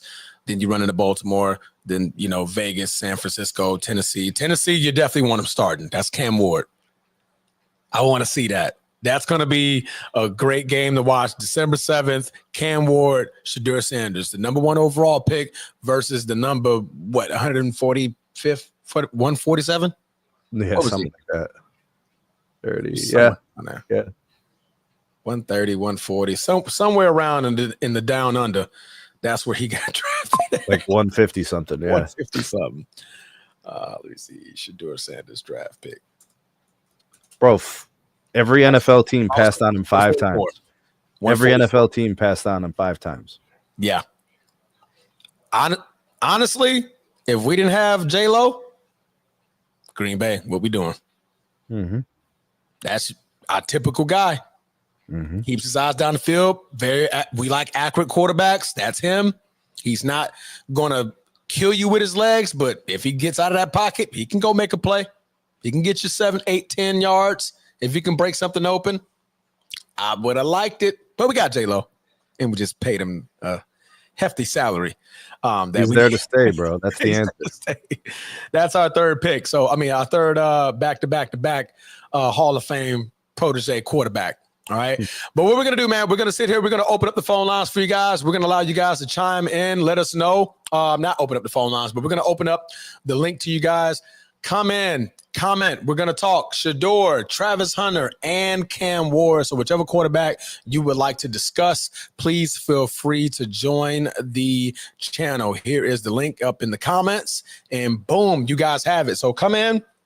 We'll give you guys a couple of minutes to talk about what you guys thought of Travis Hunter in Jacksonville, his start, Shadour Sanders, his start in Cleveland, and Cam Ward and his start in Tennessee. Who had the better performance out of all 3? That's a good question. I want y'all to answer that. Yeah. I think who was afforded the most play, right? Who was that's where it would have boiled down to. But if you could highlight the Joe Blacko comment from the live chat. Eli Manning. Let me say something about that real quick. Eli Manning won 2 Super Bowls. Do you really want to start comparing a rookie quarterback who literally played one half of football to Eli? Like, is that really what you want to do? A multiple Super Bowl champ to a rookie who played one half of preseason football? I don't want to make anything like that. If he could be an Eli Manning for you, Cleveland will love it. Are we maybe Joe Blacko is speaking stylistically? Nah, it couldn't be. I don't like. That's what I'm trying to say. Is do we really want to, peg him in there? Oh, got you. Okay. Highlight it. He says, "Son of a great player, extremely technical, clutch in the big situations." Okay, we'll see. We'll see. Yeah. Clutch in big situations. That's college. Yep. Technically sound. That's college. Yeah. It did show in the preseason film though. Like you look at his footwork, you look at his throws, things looked technically good. Yeah. Yeah, that's true. I like it. No, I like that comment. Then in that case, yeah. We're definitely gonna see, man. The stars are bright, man. Of course, all the lights are on them. I think they broke a record for probably the most views in a preseason game ever. So shout out Cleveland, man. That celebration though, Transformer, the celebration. threw that touchdown. I know Dion did a backflip off of 9 toes, boy. I'm both of them. I'm both of those dimes, bro. Oh, both of Dion did a whole backflip off 9 toes. Not sure if y'all seen a person with 9 toes do a backflip. That was Dion Sanders. Is the NFL fan more excited about Cam Ward or Shadour Sanders? Shadour Sanders. Shedeur. Who's getting? Why is that a question? I don't even know how that's. That man has been getting more exposure than Cam Ward by a mile. By a mile. Folks forgot what time Cam Ward played. You know, sometimes I feel like the player that Shedeur is definitely the better. Sort of villainized is like just bad press, good press. It's press, right? Like it's just it's just buzz. Shadour's buzzworthy. Yeah, you know, he has stardom like energy in him. You know what I mean? Like, so yeah, better story. I agree. I mean, he gives you that. It's not as Dion flashy or cocky, but it's like it's just enough. Like I got just enough of my dad to be like, bro. People hated Dion as a player when he played. There was venom for Dion. They're like, oh, I'm sick of this guy. He's high stepping from the 30. He's running backwards. You know, the man before the draft, at the draft was in gold chains, Jerry curl, sat back. This is what you get, baby. This is what you get. Yeah, they hated him then. I think part of it also, like, he was playing 2 sports, right? So like he was showing people what you are not supposed to be able to do, but he's doing it. I'm him. Yeah. I wanted to show you I'm him, and y'all about to find out. And when it comes time, pay me on time. Mm-hmm. It's going to be worthy of it. Let's welcome into the comment section. Stop changing your name, Brucey. Brucey, man, what's going on, brother? I know you've been wanting to talk to Shedeur all game. Hold on, man. Hold on. Hey, man. You got to switch your name up, man. You can't keep your name the same, man. But that confuses me. You already know what is a weird name is me. Stop the bull crap, man. What you got, bro? What you got? Hey, man, Travis, first of all, Travis Hunter, I'm going to say this about the young man. The young man will do things in the NFL that we have never seen before to levels. I truly believe, I'm going to call it verbatim, offensive play, rookie of the year, defensive rookie of the year. He is going to. The kid is an alien. I think Jacksonville will be better than what people think they are. I think Trevor Lawrence going to have a better year than what people think they're going to have. That's a lot of expectations. They got to kick it. And listen, anytime you got to kick it and make 70-yard field goals, bro, you won't be in every game. You know that kicker, what's his name? Jacksonville kicker? Little? I think it's Little. He made a 70-yarder. I saw it. They said he could have made it for like 72 or 73. Bro, we're talking about the kicker, bro. We're having this conversation about the kicker right now, Brucey. I'm just saying, bro. I say anytime a team have a kicker that can hit 70-yard field goals, they're going to be they never out of game. But I truly believe Travis Hunter going to have a great year, though. It's going to be I can't wait, man. I'm just excited to see But what's a great year, though? You know what I'm saying? Like, what do you think is going to happen that's going to indicate this kid had a great year? Let's say 60 catches, 890 yards, 10 tubs. 10 tubs? 10 TDs on offense. Wow. That's a lot. I would say 6. That means they're basically targeting him in the red zone. They're going to get 10. Yeah, they're going to be targeting. Brian Thomas is a bigger receiver. He should be getting that. He didn't pick that guy number 2 for nothing, bro. They're going to work him.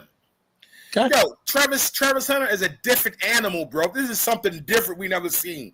He showed it at Colorado, bro. Only concerns I have, he's not no chump. He'll hit something now. You see what he did at the GOAT in one of those games last year. He cracked the guy at the last second and he fumbled him. He'll tackle now. He's a tackler. That's the only thing. His tackle technique is good. I think he's something different. As far as his defensive stats, let's say he can play in corner. He ain't gonna have that many tackles. Let's say 5 ENTs, about 12, 13, 14 passes defense. Dude, he got gonna have a high great year. expectations for this kid, bro. Boy. Hey man, listen. This is my prediction. You don't have to, you ain't gotta hit. No, there's bro. nothing wrong with your predictions. It actually like it. matches your belief in him as a player. So I understand what you're doing. I'm just saying it's lofty. I just think you're, Now the receiver, like 60 catches, 800 yards. I like that. yeah. I like Yes, that. 10 That tubs. sounds You really. gonna get, listen, 10 tuds is a lot, bro. That's a lot. 10 tuds is a lot. it's gonna be You got, easy. you got Brian Thomas over there. But let's get true. He gonna get a lot of touchdowns in the red zone for the jump ball. Ain't nobody checking Shorty in that and on the. He's one of those guys. He's like he's like, I'm not saying he's a Randy Moss or Megatron, but he's one of those guys where you can put it up and he gonna get it. He gonna out jump the next guy. Yeah, I mean he's a great catcher. Eyes on the ball. Yes, very very crafty catcher. I mean we shall see. Honestly, I mean we shall see. It truly is all predicated off his quarterback. Is Trevor Lawrence going to be able to get to him? Because obviously Brian Thomas Jr. is going to be your first read. Unless coach is coming in like, hey, make Trevor the first read. He's going to be the first read. Obviously, BJ is going to take the first option on corner. So obviously you're going to put your best corner on BJ. And Cam, okay, true. Okay, now let's go to Cam Ward. The kid look poised like he's ready. There's something about his body. Everything about him is his subtleness. Pause. His subtleness, like his calmness in the pocket. There's no rush. He don't have pity pat feet. Like deer in the headlights. Didn't scramble. Just move the pocket. Yeah. His like. Who could I put an example? Like I said, Caleb Williams, whatever y'all call him, Caleb Williams. He's not like him for like pity pat feet, deer headlights. Like, the moment is too big for him. When the rush come, he can't see. Cam got that body where he can stand it and take a hit and still deliver the throw. Tennessee got them a stud. They will be better than what they was last year. Man, we will see, man. Now I like that Cam Ward. He found chemistry with his receiver right off the bat. Him and Calvin really look like they've been playing. Like that drive, it looked like they've been playing for years together. Yes. It was calm demeanor, everything about him. Him and Shedeur, the total opposite. He's more reserved, more introverted. Shedeur is a more of an extroverted. So as far as Shedeur, now the big topic, the big subject, this kid, I will say this right now, and you might smack me in my head, Transformer, for saying this. If Shedeur wins the job, which is possible, which is very possible. Just like years ago when they thought Matt Flynn was going to win a job in Seattle, and Russell Wilson showed out in Seattle in the Seahawks and balled out in the preseason. If Shedeur gets the starting job, they will come out the AFC North as they will make the playoff as the 7th seed. I got them because listen, let me talk to you. Cleveland is for years, bro. That's not act like it is. Cleveland, it's loaded, bro, offensively and defensively. It's like they always been void of a quarterback, always. If you look at their defensive studs and their offensive studs, Joku, Judy, the new running back they got. I mean, they is loaded, man. I think if Shedeur starts day one, which is very, very possible, bro. If I just don't like it. It's possible. I just don't like it. Why not, bro? Tell me why you don't like it. Why you don't like it, brother? I'm more of a fan, and you could say I'm Green Bay biased. I like when they sit a little bit. Not for a season, not for the 3 years like our quarterbacks, but like not Trevor Lawrence, but the Patrick Mahomes, the Lamar Jacksons, when they sit down and had them be observant for some weeks, allow them time to see the game in real time, watch certain cues and aspects of the game, and then boom. Because Cleveland's schedule is brutal at the beginning. So is everybody else's. So is everybody else's in the AFC. They basically got the same schedule. Everybody in the AFC North got the same schedule, bro. They play the same schedule. For a rookie quarterback, bro. A rookie quarterback. We're not talking for Patrick Mahomes, like, okay. For Joe Burrow, okay. Lamar Jackson, okay. For a rookie? But that last name holds. That Sanders name. It's something about that Sanders name. Now, Steve and Bruce, they call me Sanders. Call me Sanders Glazer, and I twerk for the Sanders family, and they say all this stuff. And yeah, me, yes. I truly believe if Shadour Sanders start the first game, if he start, Cleveland will win 10 games and get in playoffs because they got the talent on both sides of the ball. They might start 0-6, Bruce. They not starting 0-6. Not with that defense that they got, man. Not with that defense they got. Cleveland has been tough for the past 5 years. They just can't get their offense has been shaky. Injury prone with Nick Chubb, and they just can't. What about the 1 year when Flacco took them to the divisional? With Flacco. Okay, and y'all keep talking about he's young. Well, Flacco started his rookie year. Ben Roethlisberger started his rookie year. And look what they did. AFC Championship, both of them. Okay, but are the weapons comparable to what Ben Roethlisberger had and what Joe Flacco had when they got in the league? Man, let me see something. Is Jared Judy like that? Judy and Joko, yes. Are they like that? Are they even top 10 in their position? Judy's not. And Joku's not. They're not top 10. Bro. Listen. The AFC North will get 3 in this year. It won't be the Bengals not making it because their defense is slow. You see what happened yesterday? The Bengals not making the playoffs this year. The Bengals gonna make the playoffs. They're not making the playoffs. They'll make it way before Cleveland do. They're not making the playoffs, bro. Their defense is suspect. Defense wins games, bro. Cincinnati is gonna be the reason why Cleveland don't make it. Because Cincinnati's gonna beat them. Pittsburgh gonna Cincinnati, be last game of the season is against Cleveland. They're knocking them out. If it comes to it, they're gonna knock them out. Joe Burrow is gonna put them out. Joe Burrow shows up when the lights is brightest. And I'm gonna say this and about the AFC North. I know the Ravens are only gonna win 11 games this year. It's gonna be 11. Which come gonna win 11? 11, 10, and 10. Would you come gonna go 11 and 6, 10 and 7, 10 and 7? I got them going with 13 wins, bro. No, 11. I think I had 12 when I looked at it. It's gonna be a bumpy road this year. Your division is tough. Your division is tough. Yes, it's gonna be a bumpy road. It ain't gonna be no cakewalk, bro. The first 6 off the gate. But anyway, I think Shadour Sanders has the potential to do something so special if they start him, man. The kid is ready. He done damn near played 40 college. He got experience, yo, in every level of college. HBCUs, which is tough, is highly underrated. Those HBCUs got athletes. Then he went to Colorado, turned the whole program around. He turned programs around. Come on, you don't see the trend? I'm not mad. Hey, I'm not calling you a liar. Haslam will be a damn fool to start anybody else but Shedeur, man. The kid got everything it takes to make things happen for your squad. He's an organized changer. Let me ask you this. Organizations. Brucey, let me ask you this real quick. Let me ask you this, bro. Go ahead, bro. Higher probability. Yes. If Shedeur starts week 1. Yes. Right? Higher probability he finds challenges or he finds success. That's success. Challenges. The kid is right. Listen, if you watched the game yesterday, challenges. I don't see no challenges. Look at the start of their season. Or the other option, Green Bay, Detroit, Minnesota, Pittsburgh. That's a gauntlet if he starts. Or he starts later down in the year. So like week 9, for example, after a bye week, after some seasoning. Yes. Right?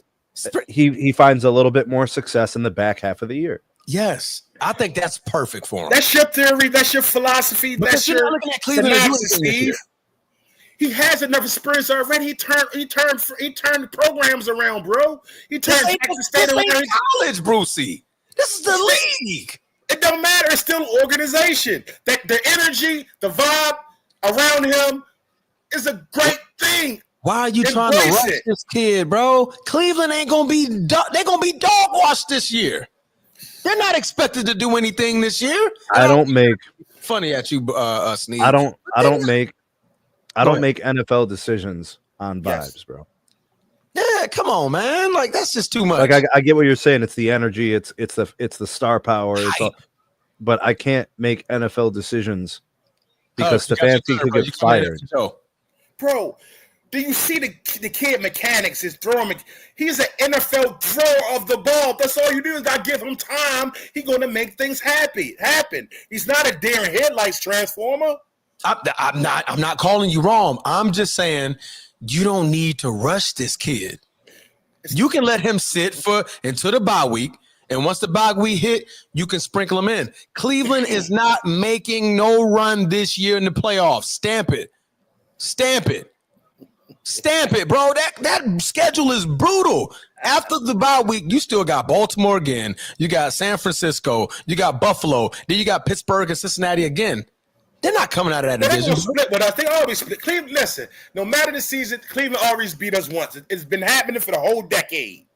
They're going to get one off on us now. Okay, one off. You're going to get one. That's still five. That's 1-5. That's 1-5. So you don't have no faith if Shedeur start that he can make a Cleveland a viable contender in AFC. I think Shedeur, if he starts the beginning of the season, it's gonna be slow. It's gonna be slow. It's gonna be very, very bumpy. You're throwing them right into the wolves. I mean, you're throwing them right into the wolves. And again, like I said, because they could start off 0-6. They could legit start 0-6. So can the Ravens? We started off 0-2 last year.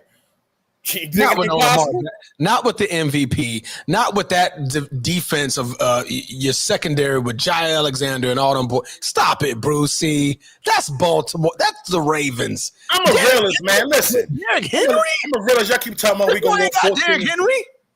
I'm sorry, yo. I'm sorry. I'm sorry. I'm ready to say this, man. The Raven Nation get ready to smack the hell out of me.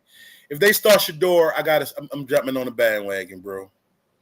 That's you, but I'm gonna let you go, man. I got Joe Jones. Somebody else go get their thing off. Go ahead, brother. Yeah, pause. Whoa, man. Yeah, go ahead. I'm gonna let you leave on that one. Nobody, Joe, you're not getting nothing off, bro. So before I welcome you to the stage, Joe, I'm gonna need you to get yourself together. Don't even think about it. Don't even think about it. All right, man. Let's welcome Joe to the show, man. How you doing, Joe? What up? What's up, guys? I'm glad I found y'all's channel. What's going on? We appreciate it, man. How you doing? Pretty good, man. Pretty good. I got a kind of a little bit of unique perspective because I am a Titans fan. I'm from Nashville. So I did watch Cam Ward. He only got 2 drives and all that. But he did good. I like Cam. I like his mentality. I'm going to be honest with you, though. When it was draft time, I wanted Shedeur over Cam. And I'll tell you why. Okay. Cam Ward is going to throw interceptions. He's going to turn the ball over. You even saw in this preseason game, and against that cover 2 in that corner, right? He was trying to fit it in there. That really should have been a pick. You know what I'm saying? So that is one thing about Cam that I don't love because my team's not good enough to handle turnovers. You understand? Our defense is not good enough. We don't have good enough weapons. All we have is Ridley and Pollard. So Joe, the possessions are going to be premium for the Titans. Exactly, 100%. And that's the reason why I really like Shedeur because, and this is a rare thing, when he was at Colorado, he had a lot of pressure. He got sacked a lot. Obviously, that's his number one thing he's got to work on is the sacks. And last preseason, he got sacked twice, right? He got sacked on that safety blitz, and then he kind of did a scramble. I think he's a lot quicker than I remember him, in college. So I think he's been working on that. But with all the pressure that Shedeur got with the rebuilding Colorado team, I think he only threw 3 picks his junior year. Yeah. I mean, 27 touchdowns and 3 picks. So that's what, when I say pro ready, that's what it takes to me. It's being able to handle pressure and take care of the football. And he's also going to throw touchdowns, right? People act like, he's not dynamic with his arm. We saw what he did, right? In the red zone. That's the hardest place to throw the ball. You know what I'm saying? And it was double, triple coverage. There you go. That pinpoint accuracy. Yeah. They were playing on those plays. They were playing zones. So, you've got a very, very tight window. These guys are reaching, deflecting. They're 100%. Sitting in. And if you look at the play action fake, nobody bought it. His head was already turned before he even faked the handoff. So they were like, this is what it is. They sat and waited. Yeah. Yeah. He's got stuff to work on. I'm not saying he doesn't. But to me, talent-wise, as far as what he can do throwing the football, taking care of the football, and then just finding the right person to pass to. You like him better than Ward, you said? To me, I liked him better than Ward because I feel like, especially when you get into the playoffs, it's all about turnovers. It's all about turnovers. Yeah. And if you have a guy that is he's so confident that he's confident, but I think it's a good confident, but it's also bad. It's like his greatest strength and his greatest weakness is the same thing. Because I know he thinks he can make every single throw. He's got an amazing arm. He's got a better arm than Shedeur. I'll give him that. Yeah. Better arm, probably better pocket movement. Stronger. Yeah. Yeah. So I can see an NFL team looking at, okay, these traits-wise, if we can develop him and get rid of these turnovers, we can actually get him to a higher ceiling. I can see that. But to me, Shadour Sanders is plug-and-play starting quarterback. Plug-and-play, like same way I'm talking about C.J. Stroud when he came out. That's a close comparison. Difference was where they played. Yeah. But you got to look at Ohio State. I mean, look at all the receivers he had to throw to. You know what I mean? Yeah. I mean, and not just the receivers, the offensive line at Ohio State, right? Running back, the run game is strong. Yeah. Defense. I mean, all the support you have playing at a school like that. Defense is getting you the ball back, right? Yeah. Exactly. And so, to me, I feel like if Shedeur would have played at Ohio State, he would have been similar to C.J. Stroud. But I don't think people liked his demeanor. That's the number one thing. Cut you off real quick. Could you imagine him with Jeremiah Smith? I mean, dog. He's too accurate. Jeremiah Smith, yo. Who the person to really look out for to me for the Browns? Because I'm with the last caller. What's the point of starting Joe Flacco? He's 41. What did he do last year with the Colts? Yeah, it's either that or Kenny Pickett. I just want Shedeur to watch. But even those, it doesn't matter who you pick though, Transformer. It doesn't matter if it's Flacco, it doesn't matter if it's Pickett. Yeah. It's just it's 2 months of football. Third month is Shedeur. Yes. But I don't think he's gonna make it that long because you're already talking about the Browns are gonna be bad. They start 0-2. Who's gonna be calling for? Oh, they calling for Shedeur already. 0-2 won't. No. 0-2 won't. I hear you, but I'm saying the pressure is gonna be ratcheted up, and the owner runs things over there. You know what I mean? What he says goes. If we sign Deshaun Watson, we sign Deshaun Watson. You know. What did he say about? Well, what did he say about Shedeur? Exactly. He said, "I didn't do this. I didn't do this." Yeah, that's what he said. But hey, he's gonna call the shots at the end of the day. But I like Cam. I think he's good for the Titans. I'm gonna be honest. If I was the Titans, I would have traded back to 3 and picked Shedeur. Or if they weren't sold on Shedeur, pick Abdul Carter. I would have traded back. Yeah, I just would have. Be a stud. But I think we mess up all the time because we always fire a GM and keep the head coach, then fire the head coach, keep the GM. That's what we messed up because we felt like we had to get Brian Callahan, his quarterback. Dude, you went 3-14. We ain't got to do nothing for you, bro. We ain't got to do nothing for you. Nope. Your job is to win games. You didn't do it, right? So that's why I think the Titans, I think Shedeur I just think he's going to be a better NFL quarterback. I'm being honest. He might not have the great passing stats, but I think he's going to win games. That's what I see. And Travis Hunter, it's going to be interesting, man, because that boy, his talent is unreal. Yeah. I get some kind of like worried about some of the off the field stuff because, like, y'all know how it is with females, man. They can mess with your head when things are going. Weird, right? You know what I'm saying? Like, and I'm not trying to be in that man's business, but we know how it goes, man. Like, we trying to focus on what we got to do, and we got this stuff going on the outside, and he's already got all the pressure. They traded up for him.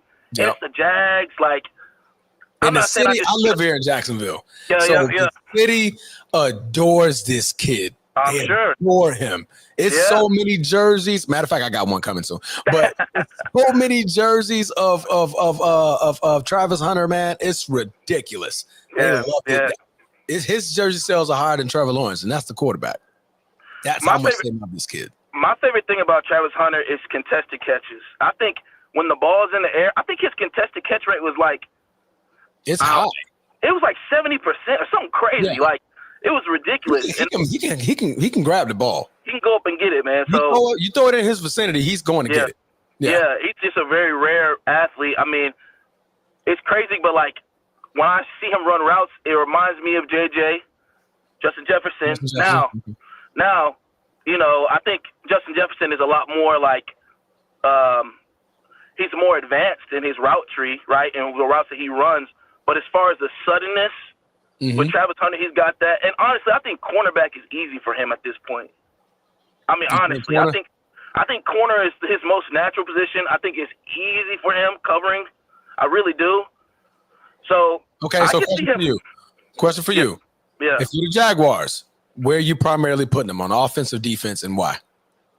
Oh, offense. Because you got to score points. You got to develop Trevor Lawrence. You got to get Trevor Lawrence going. That's the whole reason that coach was brought in there, right? And I know he came from the Bucs, and people say that his scheme, that Brian Thomas can be more like the Mike Evans of the team, and then Travis Hunter can be more like the Godwin type of like underneath routes and stuff. Correct. And that sounds pretty good to me. I mean, I don't know how they're going to be, offensive line-wise. That's my question for the Jags.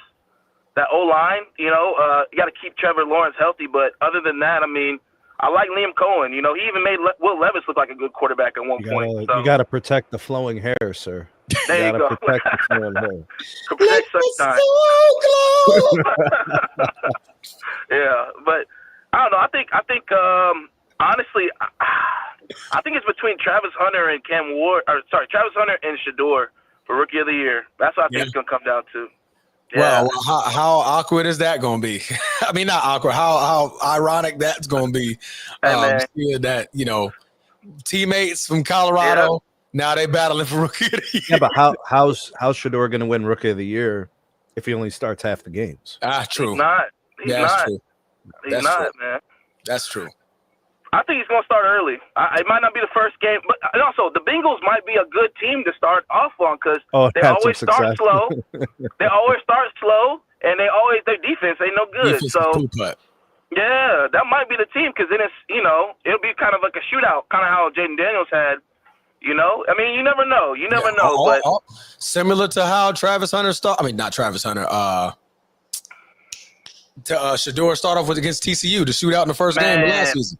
And honestly, I'm glad you brought that up because that made me a believer. I watched him at Jackson State, and I liked how he played, but obviously that's Jackson State. It's hard to.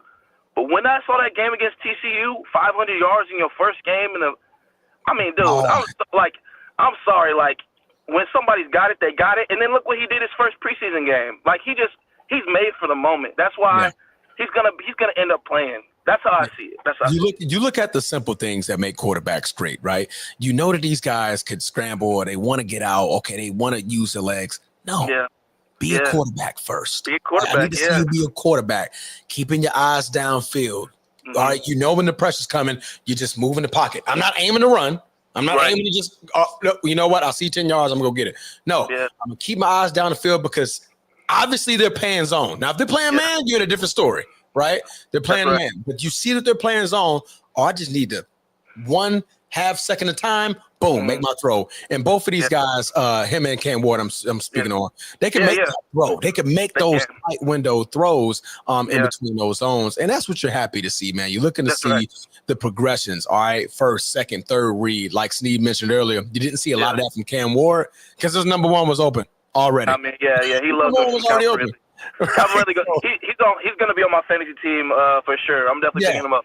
Yeah, definitely picking up 200 targets this year. Oh man, he's definitely going to be his backup. I mean, his fail safe. There you go. Oh yeah. And then one thing real quick before I hop off, accuracy, man. Accuracy and consistency from Shedeur. Shedeur's always been that.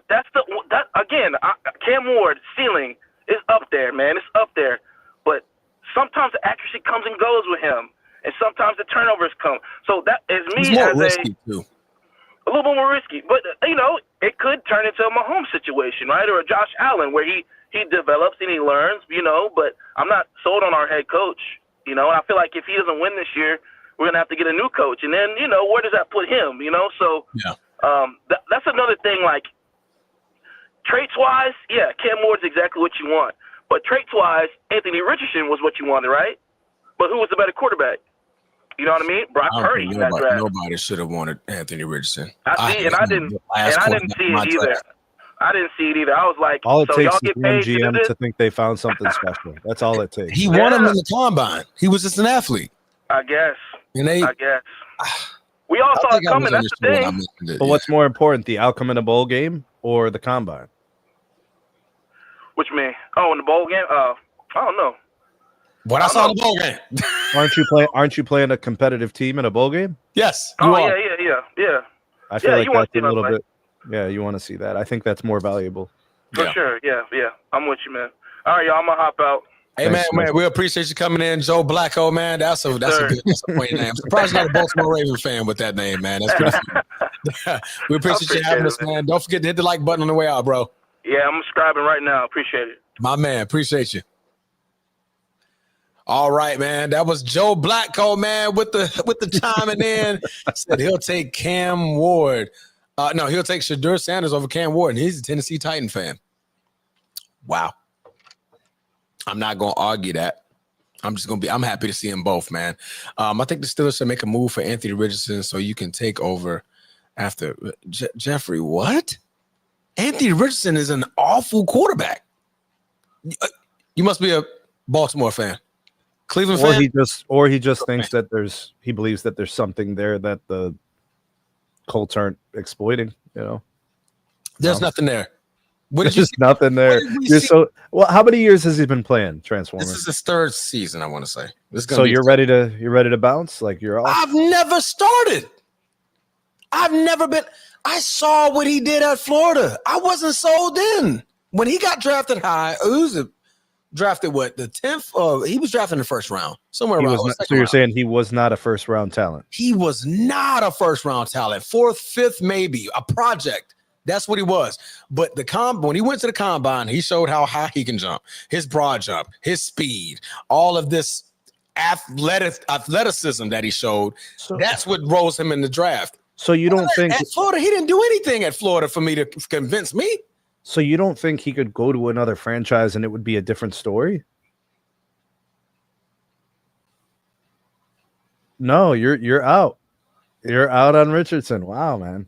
I was never on. It's hard. When a team's not good, it's hard to give up on a QB completely after the first 2 or 3 years.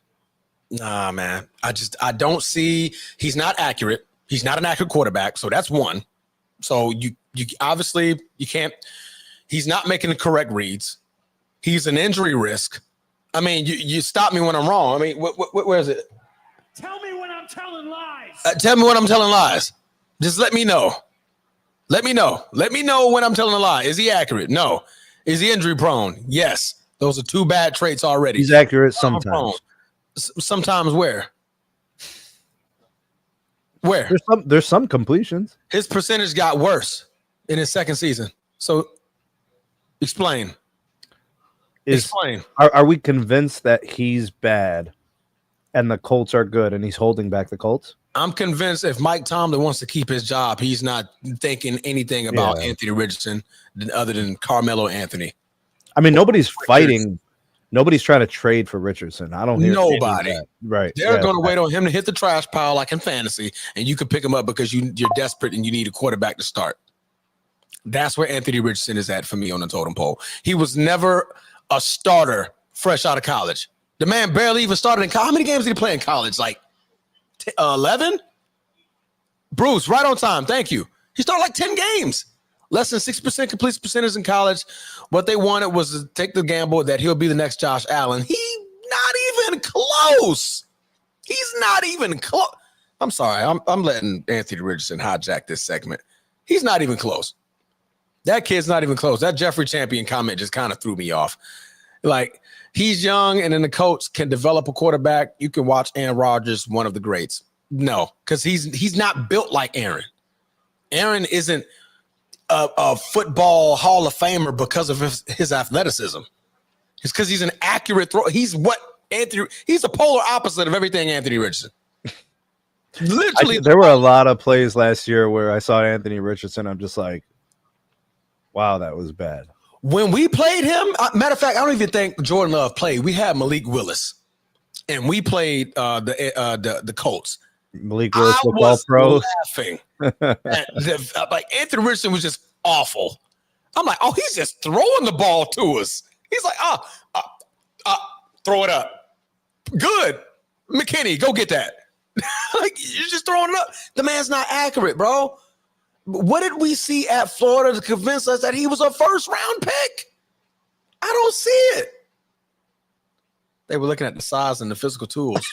Yes. Pause. Perfect pause. He blew them away at the combine. Yeah. They got him because they thought, oh, Cam Newton was like this. He looks like a Cam Newton. They started getting those comparisons. He's built like Josh Allen. He was getting those comparisons. Okay, Cam Newton was also a Heisman Trophy winner. Took Auburn to a natty. Won and beat the brakes off. I think it was Alabama or something. No, it wasn't Alabama. Does Anthony Richardson have flowing hair? No, I think he cut his hair. I think Anthony Richardson cut his hair. If he wants to keep his job, you got to get the flowing hair, bro. You get to keep. Let me. You know what? While I'm entertaining this, and you guys can chime in. I got the link back in the comments. Let me put the link back in the comments. We'll set about a couple more minutes. We'll take another caller. You could join in on the show. But meanwhile, while we here, and I'm entertaining Jeffrey real quick, I'm gonna give him a little bit of my time here. I'm gonna entertain Anthony Richardson's stat line here. I'm gonna entertain it. Why? Because I got a little bit of time. So Indianapolis Colts drafted this quarterback, and he was the 4th pick. He was that high? Wow. That pisses me off even more about this conversation. He was the 4th pick. His combine was that great that he was the 4th pick of the draft. He wasn't even on anybody's board before the combine. Go back and fact check it. He wasn't even on nobody's board before combine. You know how much they should weigh the NFL combine in terms of what they do physically at the combine? So like the measurables, the 10%. Speed, 10% or less. Really, what they should be doing at the combine is asking them questions. Breaking down film. Yeah, asking down questions that have them snitching on themselves about work ethic, about focus, about what drives them, about how they would handle a situation like the team is 0-13. Yeah. What's your philosophy, about your mindset the rest of that season? What do you do when, your teammates are injured and you're down to your 3rd string, 4th string, this, that? They should be asking questions that, it's about character. Yeah. Because you could already see the body of work. There were college games. Now with him, he didn't have a lot of college games, so they literally thought we got to see what he does at the combine. I think he played like 10 games, but even in those games, Sneed, average. You didn't see anything. Like I didn't see anything. Bro, listen, I saw the Browns draft Johnny Manziel, and at the NFL and at his pro day, he had his coaches chasing him around with a broom. What? Oh what? Yeah. Oh yeah. Go look at the footage, bro. Go. It was ESPN was airing Johnny Manziel's pro day. His coaches were chasing him around with a broomstick. I'm not even joking. That's insane. Yeah. So I'm just saying, if you want to talk about general managers, teams, organizations, franchises that are strange and make bad decisions, these are the things that happen in the NFL, bro. That's insane. First of all, wow. Bro, the NFL owners, franchises, GMs, like think about some of the things they say. Chris Carter, all he does is catch touchdowns. That has been said. Like people say, yes, people were saying while he was playing, the only thing he does is catch touchdowns. Bro, the league is full of smart asses, morons, smartest guy in the room syndrome. I got to find the guy like Anthony Bennett, for example. The GM of the Cavs is like, this is horrible. I'm going to be the guy who finds the needle in the haystack that nobody saw. Like they feel like they have to do something unusual to do something substantial, but they're just being wrong. And it's actually worse because it's high stakes in the NFL. A high draft pick it's very valuable. So that was the 4th pick, Sneed. Anthony Bennett, bro. 53.8% completion percentage in 12 games at Florida. Tell me about DeMarcus Russell. Where was he drafted? 9 interceptions. Where was DeMarcus Russell drafted? 1st overall pick. This is what I'm saying. These things happen. And he played. Where is he? An Ohio State boy? He was LSU. LSU. Hey, baby. I mean, these things happen, bro. No, I was talking. I'm on the podcast.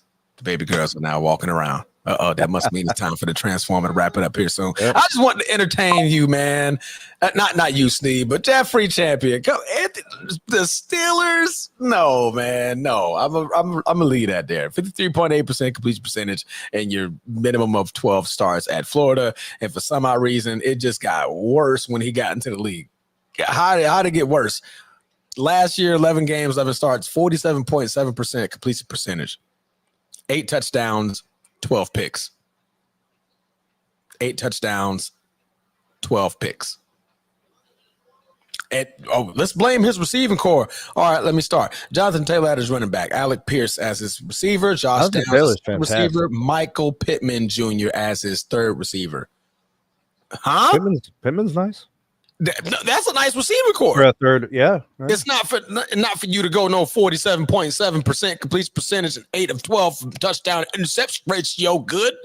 I don't think there's any excuse for being under 50% completion. None as a quarterback. I mean, your team would have to be so devoid of talent. Like you would basically be under pressure every time you took a snap. You were 6% less in college. Then your numbers in college, bro. Tell you, there was nothing to see at Florida but the fact that he was an athlete. I'm saying it right now. Anthony Richardson needs to decide. But what's he doing athletically in the league? Getting hurt? If you drafted him on some certain ability, what just happened? Broke his pinky first preseason game. Oh, damn. Got his pinky dislocated. So he's out for 4 to 6 weeks? From a blown coverage. Is he going to be out for like the next month and a half or something? They said he should be ready by the season starts. I don't know. The pinky was just dislocated. They probably going to pop it back in, but it's his throwing hand. That doesn't feel good. So, come on, man. Every time he throws the ball, there's a chance that his hand's going to hit a helmet. Or a chance that he's going to get hit and got to land and his hand has to catch the ground. Pinky may land on the ground. That's going to hurt, right? So I'm sorry, man. I let Anthony Richardson hijack this segment. Man, Big Baby Chris, his time ain't coming. He needs to think about converting a tight end right now. I'm calling it. He's an athlete. Damn, you're giving him the Tim Tebow treatment, bro. Give him the Tim Tebow. He's 6'4", 245 pounds. He'll make a good tight end or receiver. What was the quarterback out of Ohio State? He turned into a receiver. Robisky? No. Treadwell? No, Trevor. Damn. What was it? I think he played for Ohio State. He was an elite quarterback. He got drafted at quarterback. I think he went to Cleveland. I think he came to y'all. But y'all ended up converting him to Braxton Miller. That was your quarterback. He was Ohio State. That was Ohio State, right? Yeah. And ended up being converted. And they had another one too. Dude, I didn't even know Braxton Miller played wide receiver in the NFL, bro. It was another I usually follow my Ohio State guys pretty closely. I mean, his career faded into obscurity. Yeah. Richard Pryor.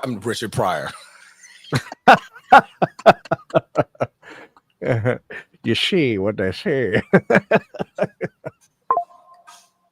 Richard Pryor. Yeah, that's crazy. But Terrell Pryor. That was the other one. Bro, Terrell Pryor won me some fantasy games, bro, with those 98-yard TD runs. Yes. Was an elite receiver. He had a 1,000-yard season that season. You said elite receiver? You said elite? I mean, that's elite. I mean, he overachieved that receiver. From a quarterback? That's what I'm saying. Yeah. I mean, easy with the word elite. Easy. The man he turned out he pushed his career even further because he just wasn't that great at quarterback. That's what I'm saying about Anthony Richardson. I'm not saying he's a horrible football player, but I mean, he's just a horrible quarterback. And the proof is in the pudding. What did I see at Florida? The same shit that I'm seeing, but worse in the NFL. Come on, man. And it's not like the kid is he's going to be 23 this season. No. I want to vouch for you here. I want to co-sign this for you, sir. Transformer. You are usually, I mean, like high percentage of the time, very objective about players. Yeah. So you're bailing on this guy. I'd say it's warranted because you typically don't do that. Yeah. Hating on a brother. First of all, hating on your first of all, he's not my brother. My brother is Michael Irvin Clemens Jr. He's in Memphis, Tennessee. I got Darnell Jackson. I got Eddie Jackson. I got John Clements. I got my brothers up in Milwaukee. Why you only choosing the light skinned bros, man? Why you doing that, bro? You know what I'm saying? Well, you must have met my other brothers. They dark, boy. My brother Day darker than the Ace of Spades. Daddy, if you're watching this, he's probably gonna curse me out. But darker than the Ace of Spades. Hating on a brother. You're my brother. He's bad. Transformer, do me a favor. Highlight Jeffrey Champion's most recent comment about Kyler Murray. So do you think it's time for that the Cardinals move on from Kyler Murray? Because I think, it's not because the time it's been what, 7 seasons? It ain't been that long, like 5. No, come on, bro. Kyler Murray? He's been there a long time, bro. They gave him a second contract. No, I don't think he's been there that long, bro. It's only been 5 years, 5 seasons. 5 years? Yeah. Okay. No, it's been 6. I'm sorry. 1, 2, 3, 4, 5, 6. So this is going to be his 7th season. Okay. Yeah. So I'm saying him, Justin Herbert, like it's time. It's time. And it's been the injuries for him. I mean, obviously last year he played a full season, so I'll give him another season. He got Marvin Harrison Jr. See what he can do with it. I think it's warranted. I'll give him a couple more seasons. But I'm saying now is the time the clock is running, right? Yeah, he on deck. He on deck. That's for sure. Like the clock is not running on Lamar Jackson. The clock is not running. The clock is not running. Huh? He's running. Yeah. Like there's Brock Purdy. The clock is not ticking. There's guys around the league. They are the best option for that team. Yeah. You're not like, and then these teams that have not had success that have been sticking with these quarterbacks, they need to be making contingency plans.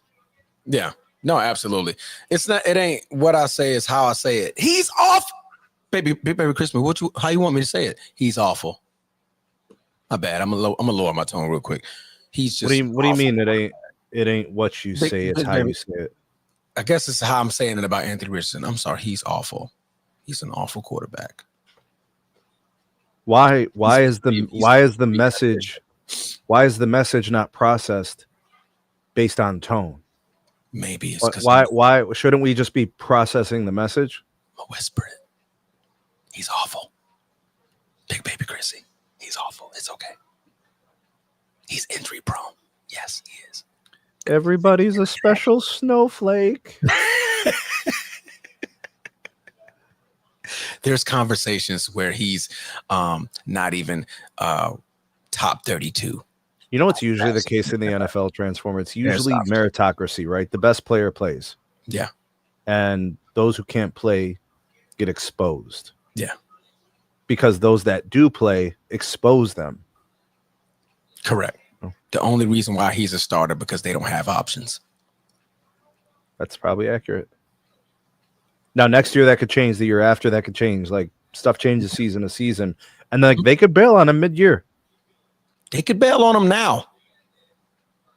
He's hurt. They could find a replacement, make a trade, go get Joe Milton out of Dallas, who looks solid. They can go get somebody else, and that person can step in, and Anthony Richardson will lose his job. Andy Dalton is sitting over there in Carolina. As they move on for they trying to get Bryce on. They can go make a phone call, and Anthony Richardson will lose his job because he's inefficient. He doesn't read the pockets well. Obviously, we just saw that. Could you highlight the aircraft carrier statement about Shedeur? Throw Shedeur in the fire now? That can happen.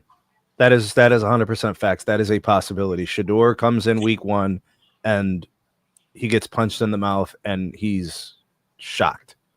That could happen. Now, I'm not saying that's a guarantee. I saw him make NFL throws last 2 nights ago. So I'm willing to go in on Shedeur as a starter in the NFL. I'm a little bit different. I don't want to see it right away. I'm kind of thinking just get him in the right sequence. Yeah. I think I don't know if this is to me. I'm calling Richardson awful, yes, but ready to throw Shedeur in the fire. That's not me. I didn't make that comment. You're thinking about Joe Blacko. He wanted to throw. I mean, not Joe Blacko. Brucey wanted to throw him in the fire. I think Shedeur should sit. My personal opinion. I want Shedeur to sit. Maybe after the bye week 9, then you bring him in. Your possibilities of good outcomes halfway through the year are so much better than at the start of the year. You good? No, I think Shedeur should definitely sit, and I think he's going to be better. Who drafted Riley Leonard? Did they draft Riley Leonard? The Colts? If they did, he's going to take Anthony Richardson's job. And that's saying a lot because Riley he's all right, but he's not elite. That's going to say a lot. You lose your job to him. Bruce, please tell me you're wrong. They do got Riley Leonard. He's a rookie. Yo, man. He got Daniel Jones. He can lose. When are we gonna do a special about how like recently the Irish players haven't been great pros? When are we gonna do that? when are we gonna have that conversation, Bruce? Come on, bro. I'm waiting for that episode. I want to talk about how like the Buckeyes got these great players on Sundays and how like the Irish they did that. It's like, when are we gonna do that? Dog? Oh, funny. Joe Blacko, this is a great point. I mean, we got Malik Willis. Indiana could give us a phone call. Call me. My lines is open. Man, let's get off this thing, man. Hey, look, let's wrap it up. The chat is lit, man. We appreciate you, Big Baby Chrissy. We appreciate everybody calling in. We got some new subscribers, man. Shout out Joe Blacko. Shout out Ted, man, and his show. Man, we had some great call-ins today from all of you guys. We welcome you guys to the channel. We welcome you guys for hitting that like button, subscribing, joining the show.